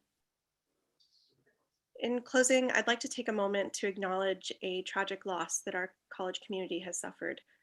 We lost faculty member Rebecca Reyes on January 24th. Rebecca was dedicated in her service to our campus community. She touched the lives of so many during her time here, and this is a tremendous loss for our college. At our next Senate meeting, we will have a resolution on the agenda in her honor that recognizes the mark that she made here at MJC and in our community, and recognizes the loss of not only a colleague, but a friend to so many. That concludes my report. Thank you. Thank you, Aisha. Are there any questions for the Academic Senate President of Modesto Junior College? No, Aisha, again, thank you, and thank you for recognizing your colleague. Thank you very much for that. We'll move on now to the Columbia College Academic Senate President, Lana Von Epps. Lana, there she is. Good evening, Chancellor and Board of Trustees. Nice to see you on this Wednesday evening. So as we are transitioning back to more in-person meeting, especially instruction, there are several of us that are like, and also let's not forget that the virtual meetings do have some richness to them that, I'm looking at the number of people that are in this virtual meeting tonight, and I'm like, that means something to have this number of attendees and participation. The increased culture of shared conversation between MJC and Columbia College. Our academic Senate meetings, shared Senate executive meetings have been really helpful. I've been able to be more involved in more types of conversations with more people that would have otherwise been physically impossible. So I just want to recognize that silver lining. Want to make sure that you know that statewide Assembly Bill 705 interpretations of this law have been evolving. And while AB 705 itself has provided great opportunities for positive change, this is the placing students into math and English classes where they will be the most successful and appropriately challenged by the material. But some of these new interpretations seem to be having a domino effect that was possibly unintended, such as no longer offering any math classes that are below transfer, which I see as leaving very few points of entry for some students that have been out of school for a long time and need the refresher and need the remediation. So I'll provide more information as I see how that continues to evolve. I am very excited to give a message to our new president coming on board, Dr. Lemma Tran. Our Academic Senate looks forward to working with you in supporting instructors to deliver our high quality content and engage our students and our community as each individual works towards their own goals, whether it be transfer or certification or lifelong learning. Welcome to Columbia College. I am so excited to work with you as you join our community.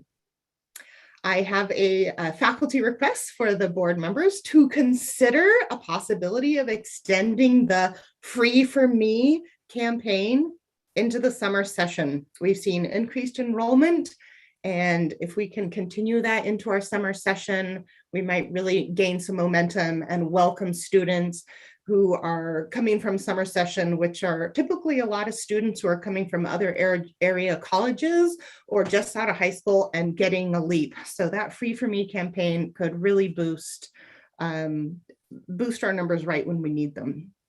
To end my time today, appreciation of the time you've already spent today, board members. I do want to also bring to you a little mental health push. So Tamara Oxford, our mental health provider here on Columbia College campus, has been reaching out, been offering trainings and workshops and tips, all in response to requests from faculty and students that we need mental health care during this really stressful time. So in appreciation of your time, I have emailed you a 1-slide PowerPoint, but it is best viewed as a slideshow. And it leads you through the ABCs of stress management. A is for awareness, unclench your jaw, awareness of your body. B is for breath, taking a deep breath in through the nose, out through the mouth. And this is a really systemic way to kind of like trick your system into being relaxed, even when you're in a flight or stress scenario. And C finally is for compassion. Compassion that if you were listening to your dear friend going through something that you're going through, that you would treat them with kindness and speak to them kindly, and having that own compassion for ourselves is just as important. So awareness, breath, and compassion is my mantra that I use myself to get through situations of stress. And I'd like to leave you there tonight. I wish you good mental health and continued good health. And if you have any questions, I'd love to hear them. Thank you. Alana, thank you very much as always. Are there any questions for the Academic Senate President of Columbia College? I would just like to add, Alana, thank you for pointing out, we all knew that AB 705 would evolve, and I share in your concerns. So thank you for pointing that out and be willing to keep an eye on that as it moves forward. Thank you. Thank you. We'll move on now to item 4, Leadership Team Advisory Council, LTAC President Jillian Daly. I know I saw Jillian. There she is. Good evening. Good evening, Board Chair, Board of Trustees. I wanted to start by thanking Aisha and the MJC Academic Senate for their resolution for Rebecca Reyes. She was a probationary English instructor under me in literature and language arts, and her loss has been felt deeply within the division. And so thank you for that recognition. Otherwise, tonight I have a brief sort of business report from the Leadership Team Advisory Council. At our January meeting, per our bylaws, we appointed a new slate of officers, many of which will be maintaining our same role. So I will continue as the LTAC president. However, Raylene Juarez, who is Dean of Arts and Sciences up at Columbia College, is taking on a new officer role as vice president. Judy Lancaster will continue as treasurer, and executive secretary in central services, Samantha McCarty, will continue on as recorder. And we are going to continue to rotate officers on the LTAC to deliver our reports to the board. So expect to see some new faces in upcoming months. We do serve, we have representatives on the benefits committee, and the benefits committee has continued to meet regularly to explore new options. And most recently, we all attended a presentation from TDS on a smorgasbord of benefits that we could explore for our new employee, for all of our employees, if we were to contract them for administering the HSAs needed when adding 2 high deductible health plans to our health benefits slate. Some of these plans at no extra cost would enable our part-time employees to access telemed benefits, which also include mental health benefits. And so this is in great interest, I think, to all three constituency groups. And then finally, starting this month, members of the Leadership Team Advisory Council will be meeting monthly with the district's team in an employee-employer relations meeting, similar to this venue established for CSEA and YFA. And so the LTAC is looking forward to having collegial meet and confer discussions more consistently throughout the year.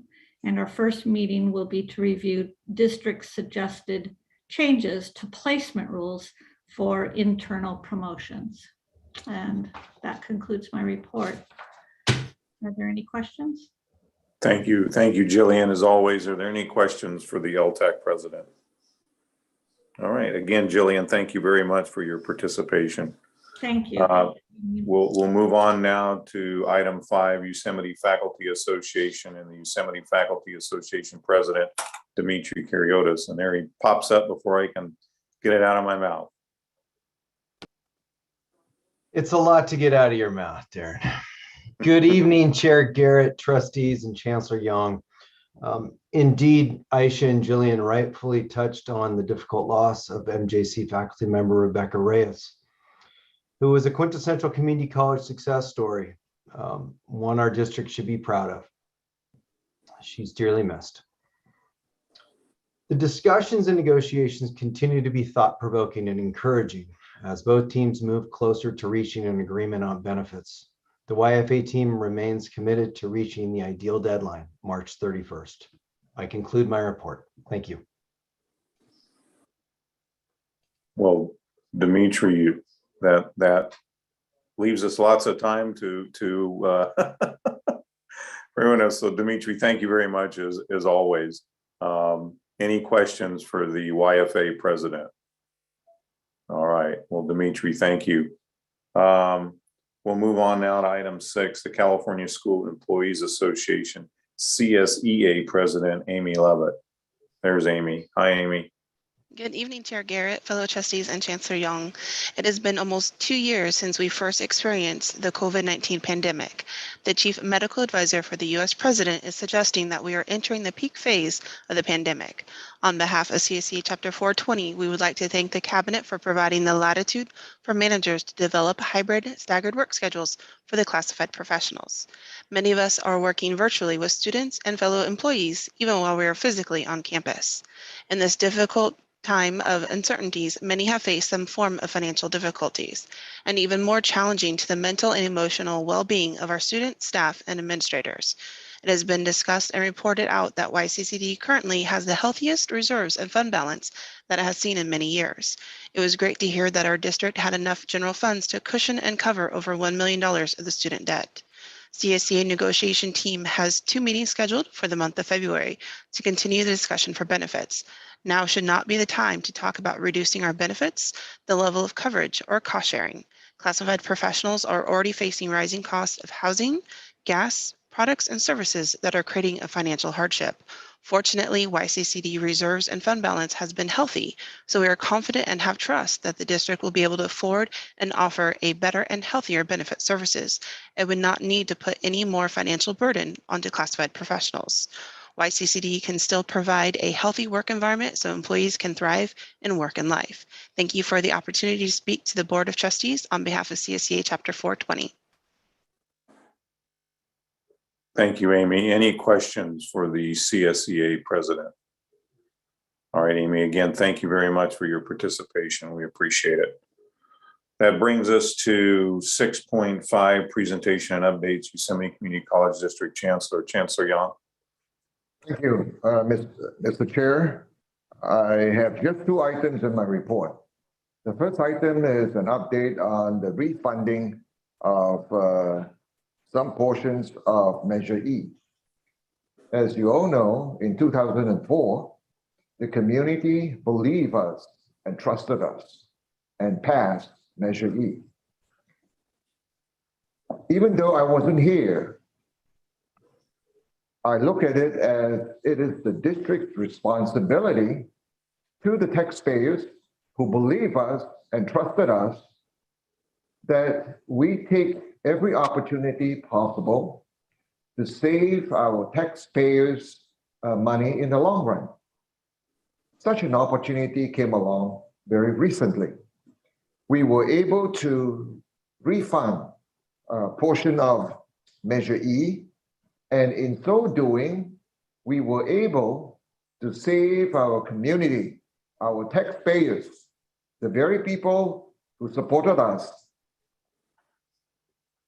save them over $8,010,720. That's a lot of money that we have been able to save them by going with this refunding. While the district will not receive any money from this refunding or the savings, the district takes pride in being able to serve our community. So again, in announcing this good news, I again want our community to know we appreciate your trust and your belief in us in 2004 when you passed Measure E. It has done a lot of good things for this district.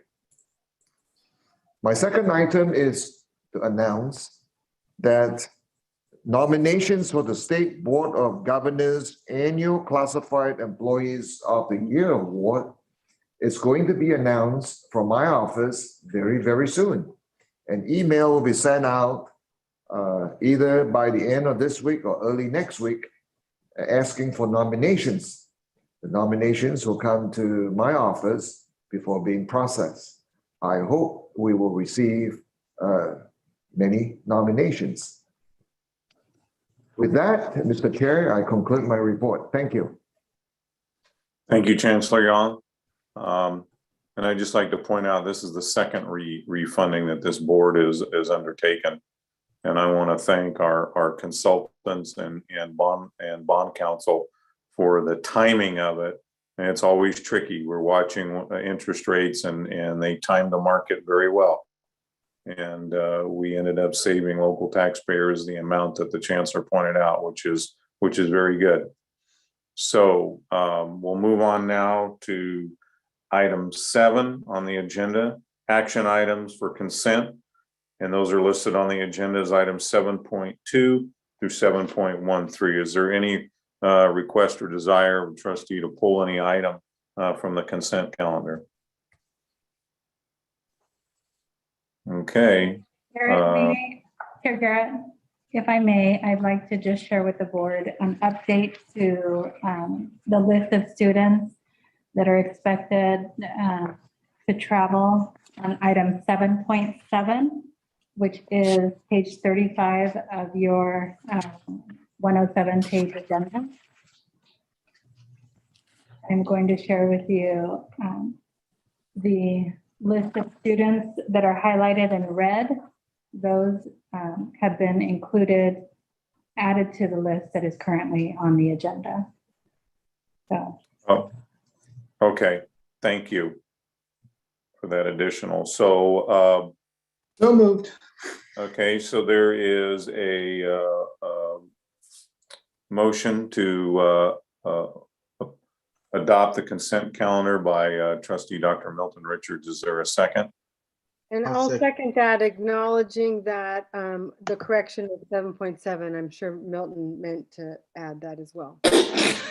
And before we go to a roll call, trustee Beggs has her hand up. Oh, I just wanted to point out, it's a little confusing. The recommended action says that the ones for the contest, the people traveling, says and or volunteers agree to sign the Yosemite Community College participation, but we want and. Everybody signs it, not and or. Everybody traveling.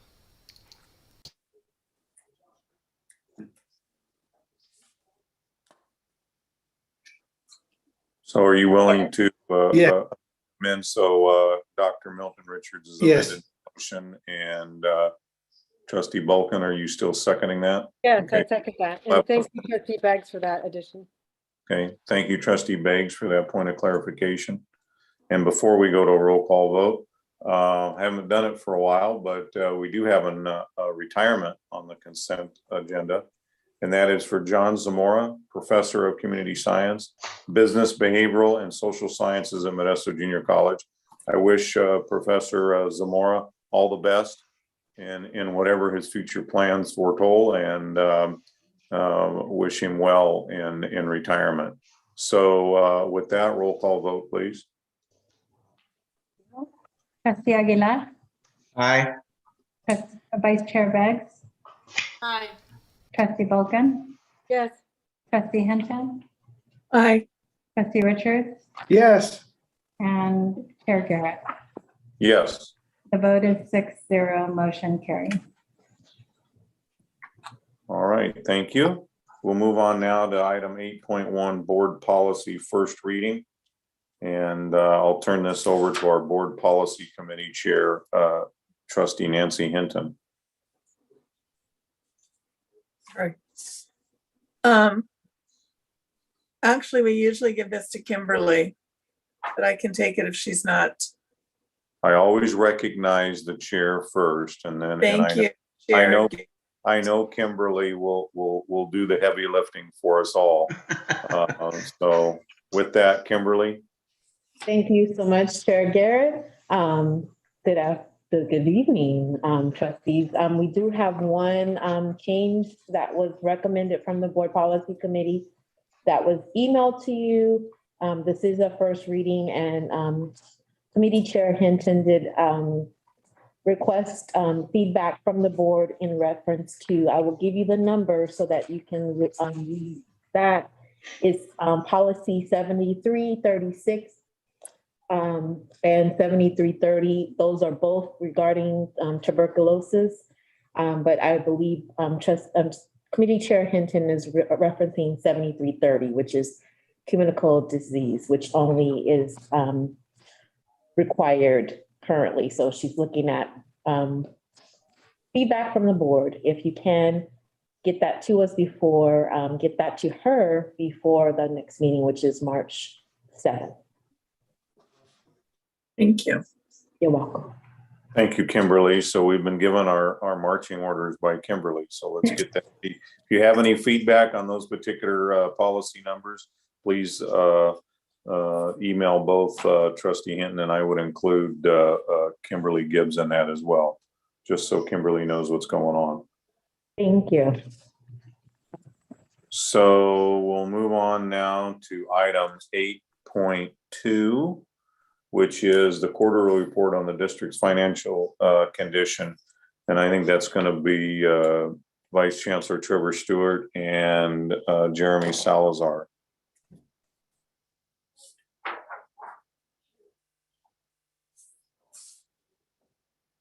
I was trying to see if Jeremy's joining. I am here. Okay, go ahead, Jeremy. Would you like me to share the screen? Yes, if you would, please. Mhm.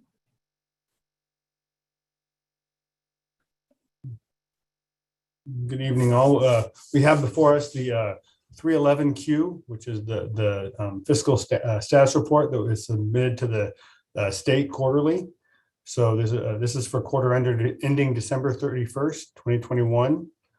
We can see the top portion of it is our revenue, and that shows that our current revenue as of the end of the quarter is 58,053,961. So that's our total revenue, which is in line with where we have been in previous years.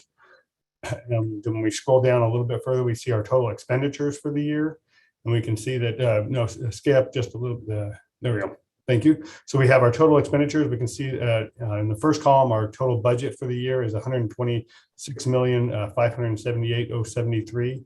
And of that, as of December 31st, we've spent 50,597,886. And that again is also in line with our previous year's expenditures. It's slightly higher than we have been in the previous years, but our budget is, as a percentage of our budget, it's lower than what our percentage of our budget was. So we're in line, but even a little bit lower than our anticipated budget for the current year. So if we scroll down a little bit further, we can see some questions that were answered that we will be submitting with the report. There's one question a little bit lower where we it's asking about whether there's concerns about our fiscal position, and we did answer that as a yes, but it's the same fiscal position concerns that we've been talking about previously, as far as the dip in enrollment and how that could potentially affect us if the emergency conditions aren't extended. So we do show those that here, and that's the only concerns that we have currently. And then if we scroll down a little bit lower, we can see to the next page down, we can see the breakdown, the same information we were looking at earlier. It shows what our total expenditures and revenue are, and how that is broken up based on the apportionment and the enrollment fees and lottery fees and everything that we've received the funds. A little bit lower than that, we see the expenditures, and we can see where it's broken out between MJC, Columbia, and the district office. So we can see that as of December 31st, for MJC, we are at 39.46% of our total expenditures. And last year at this time, we were at 39.13% of our expenditures. For Columbia College, 39.25% is our expenditures currently, and it's a little bit higher than previous years, where we're at 36.91%. And Central Services is also a little bit higher, as far as 45.42% and 43.94%. So our total budget, total expenditures through the current time frame is 39.97% over last year, whereas 39.55%. So it's very similar to what we have been in the previous years. So that concludes my statement. I open it up to questions if there are any. Any questions for Jeremy? The Board Finance Committee had this on the agenda as well, as I previously stated. So we got the same information, and we're recommending that the action is listed on the agenda. Any questions? Okay. Well, first I'm going to hold subsection A on the agenda, which is to conduct a public hearing. So we'll open the public hearing. Are there any questions or comments from the public in regards to this item? I'm not seeing any hands raised. Board stenographer, are you seeing any hands raised? I do not. Okay, with that, we will close the public hearing and bring it back to the board for action. Board Chair, I make a motion to accept the quarterly report on the district's financial condition and direct staff to submit a copy of the required report to the California Community College Chancellor's Office. So we've got a motion to move the recommended action by Trustee Margie Balkin. Is there a second? I'll second it. Okay, seconded by Trustee Antonio Aguilar. Before we do a roll call vote, I just want to, I do have a question for Jeremy real quick, and I apologize. Jeremy, since we're on a 3-year average for state apportionment, if there's no emergency declaration, like we're currently operating under the hold harmless, quote unquote, if we're down 20%, so let's just make it easy. What would a 6% reduction in state apportionment look like to the Yosemite Community College District? Well, first of all, as far as the 3-year rolling average, that doesn't apply to the entire calculation for the SCFF. There is one section in there that the 20% of it is based on a 1 year. So that's the biggest concern right now is that 1 year period that potentially if emergency conditions are removed, then we're based on our current year activity or prior year activity for 1 year, which is an issue. As far as the calculations go for a 6% reduction, I'd have to look into that. Trevor, do you have an idea on what that could potentially be? Chair Garrett, it's probably $6 to $7 million based on apportionment of 117 to 120 million. Yeah, it's a number to keep in the back of your mind, correct? Yes. very much so. That's why we're concerned about it, and we are discussing that with constituencies and making sure that our worries are heard. And hopefully there's an extension. It's hard to say what's going to happen, but Yeah, I wholeheartedly agree. My concern is that, there's been so much money put towards K through 14 that at some point the legislature and the governor is going to come up with the idea that, hey, you've gotten a lot through additional funding, HERF and CARES from the federal government, from us, hold harmless, et cetera, et cetera. How you spend it is how you spend it. And I'm concerned that I'm hearing things at the state level that is a possibility.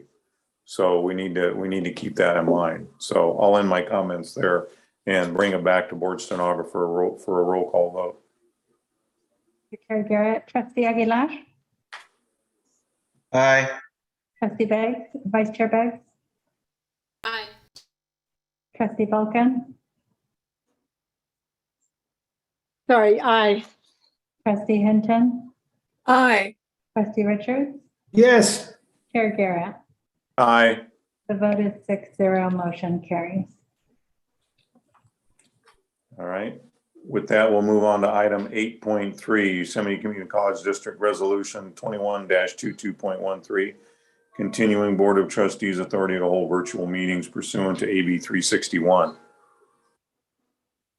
The recommended action is that the Board of Trustees approves the resolution continuing Board of Trustees authority to hold virtual meetings pursuant to AB 361 attached to this meeting's agenda. So moved.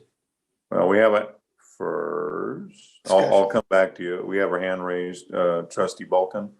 So I know I talk about this each time because I just think it's worth it to measure this against what we're expecting our staff to do. And I look forward to measuring this personally against the information that we'll receive at our workshop. But this sunsets on March 4th.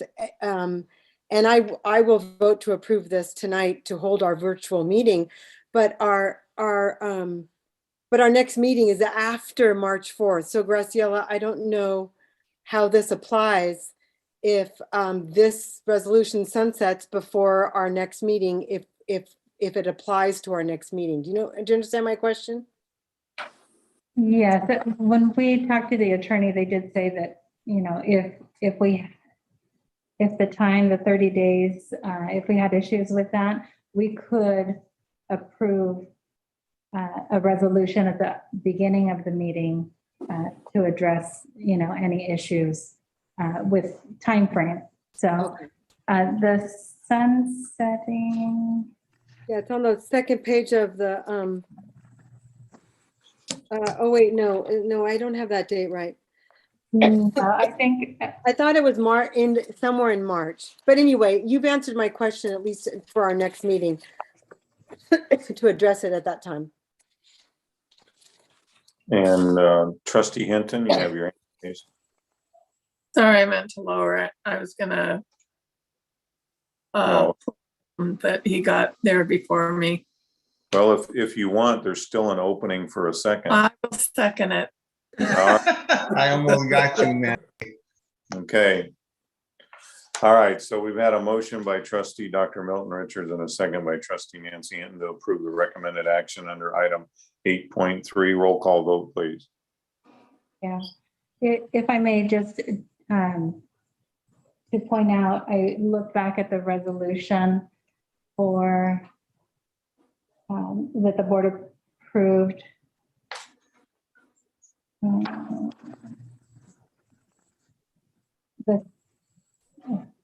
Never mind. Let me just.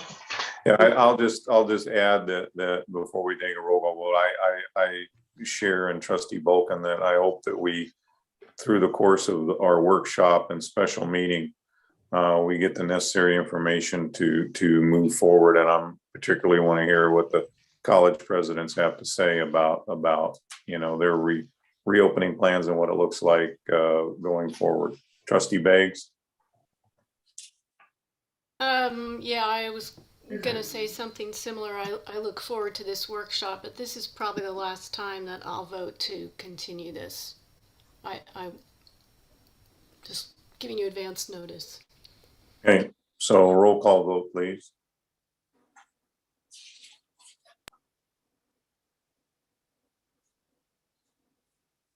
Trustee Aguilar, Aye. Vice Chair Beggs, Aye. Trustee Vulcan, Aye. Trustee Hinton, Aye. Trustee Richards, Yes. Chair Garrett. Yes. The vote is 6-0, motion carries. Okay, and we'll move on now to 9.1, request for future board agenda items.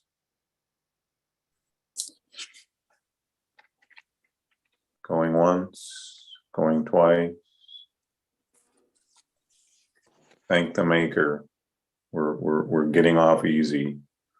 So with that, you lost your opportunity for 9.1. Now moving on to 9.2.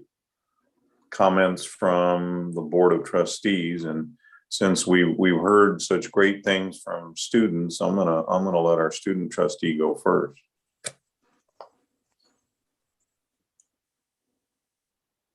Thank you, Chair Garrett. Good evening, everyone. Good evening, trustees and Chancellor Young.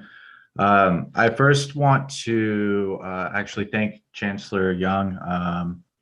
He took time out of his day, and we met the other week here at Columbia on one of his visits to Columbia, and it was very good for me.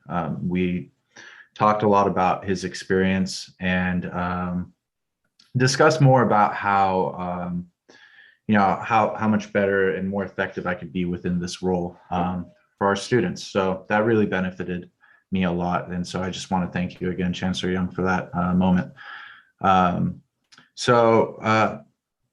As we went into spring, semester of spring, we knew that we were going to be dealing with a lot of, well, some major changes for our students. And what I'm seeing, at least on Columbia campus, has been sort of this lost sense of what's going on from our students, especially when it's coming down to as mentioned before, the COVID testing. We haven't had our full supply of COVID testing, and all the at-home tests we are out of, so we cannot disperse them to our students. I've personally seen students asking faculty for, I need my at-home COVID test, and being referred to our health services with Laureen. And, it's not all of our students are going to get that direct communication to, hey, go here, depending on the time of day of their class. So something that's going on right now is that for our students, along with this new change of the Columbia campus bookstore. The bookstore went online, and I know students right now that still have not received their textbook for their course. There is the incentive of the vaccine that has provided our students with a $250 voucher to be used into the bookstore. However, at this point, we are getting even members of faculty to, if you need your book, so they're advising get your book however you can, right? So what this is creating is students are not using the online bookstore anymore for their books.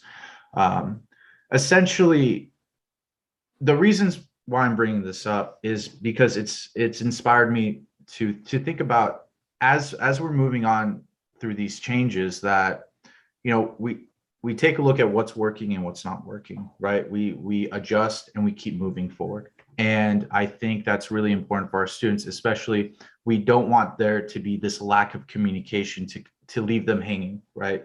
To have them understand, like, we have their backs and this is what's going on. At the same time, I understand it's hard to know what really is going on in these times as well. So it's hard to keep that direct link of communication. But so this also has me to think, okay, how is MJC dealing with everything on their end? What's working for MJC? What's not working for MJC? And how can we best communicate between both campuses to see what's really benefiting our students?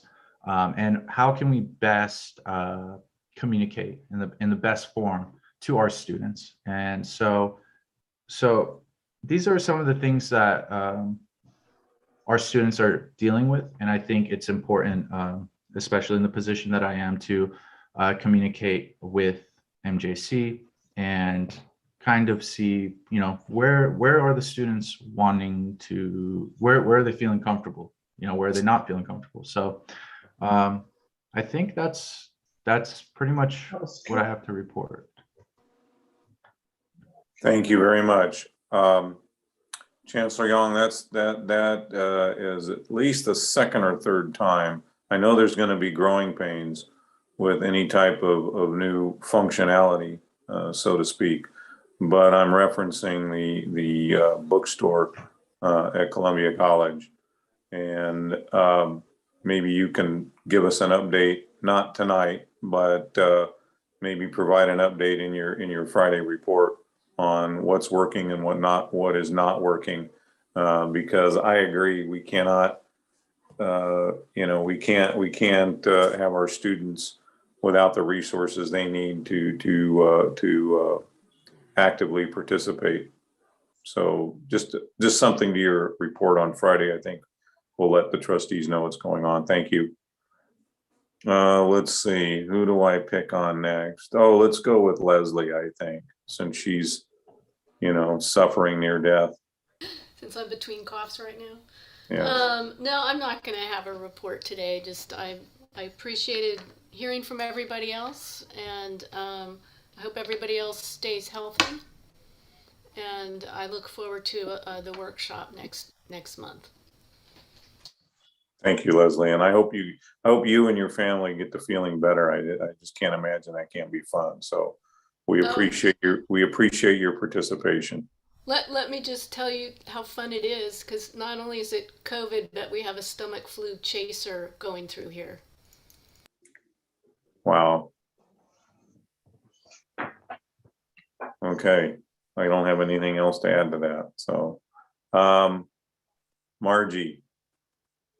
I wanted to thank again, as it's been said already, but I think it's worth it tonight. The presentations tonight were wonderful, especially the student voice, and finally ending with the student voice from our student trustee. Thank you for offering that feedback and so openly. And then I wanted to welcome, or look forward to welcoming, Dr. Tran to Columbia College. And then finally, happy Valentine's Day, everybody. It happens to be my Valentine and I celebrating 40, count it, 40 years of matrimony. Yes. That's Awesome. that's twice your lifetime for the students who have talked tonight. That's all I have. Well, happy anniversary to you and yours, Margie. Next, I'm going to go with the French Connection trustee. Here you go. Trustee Aguilar. Thank you, Chair. Just a couple of things. First of all, Leslie, I hope you feel better, and also congratulations on 40 years. Margie, it's wonderful. Good job. I've been a trustee just over 3 years. I believe so. Seems like not that long, but it's been 3 years already.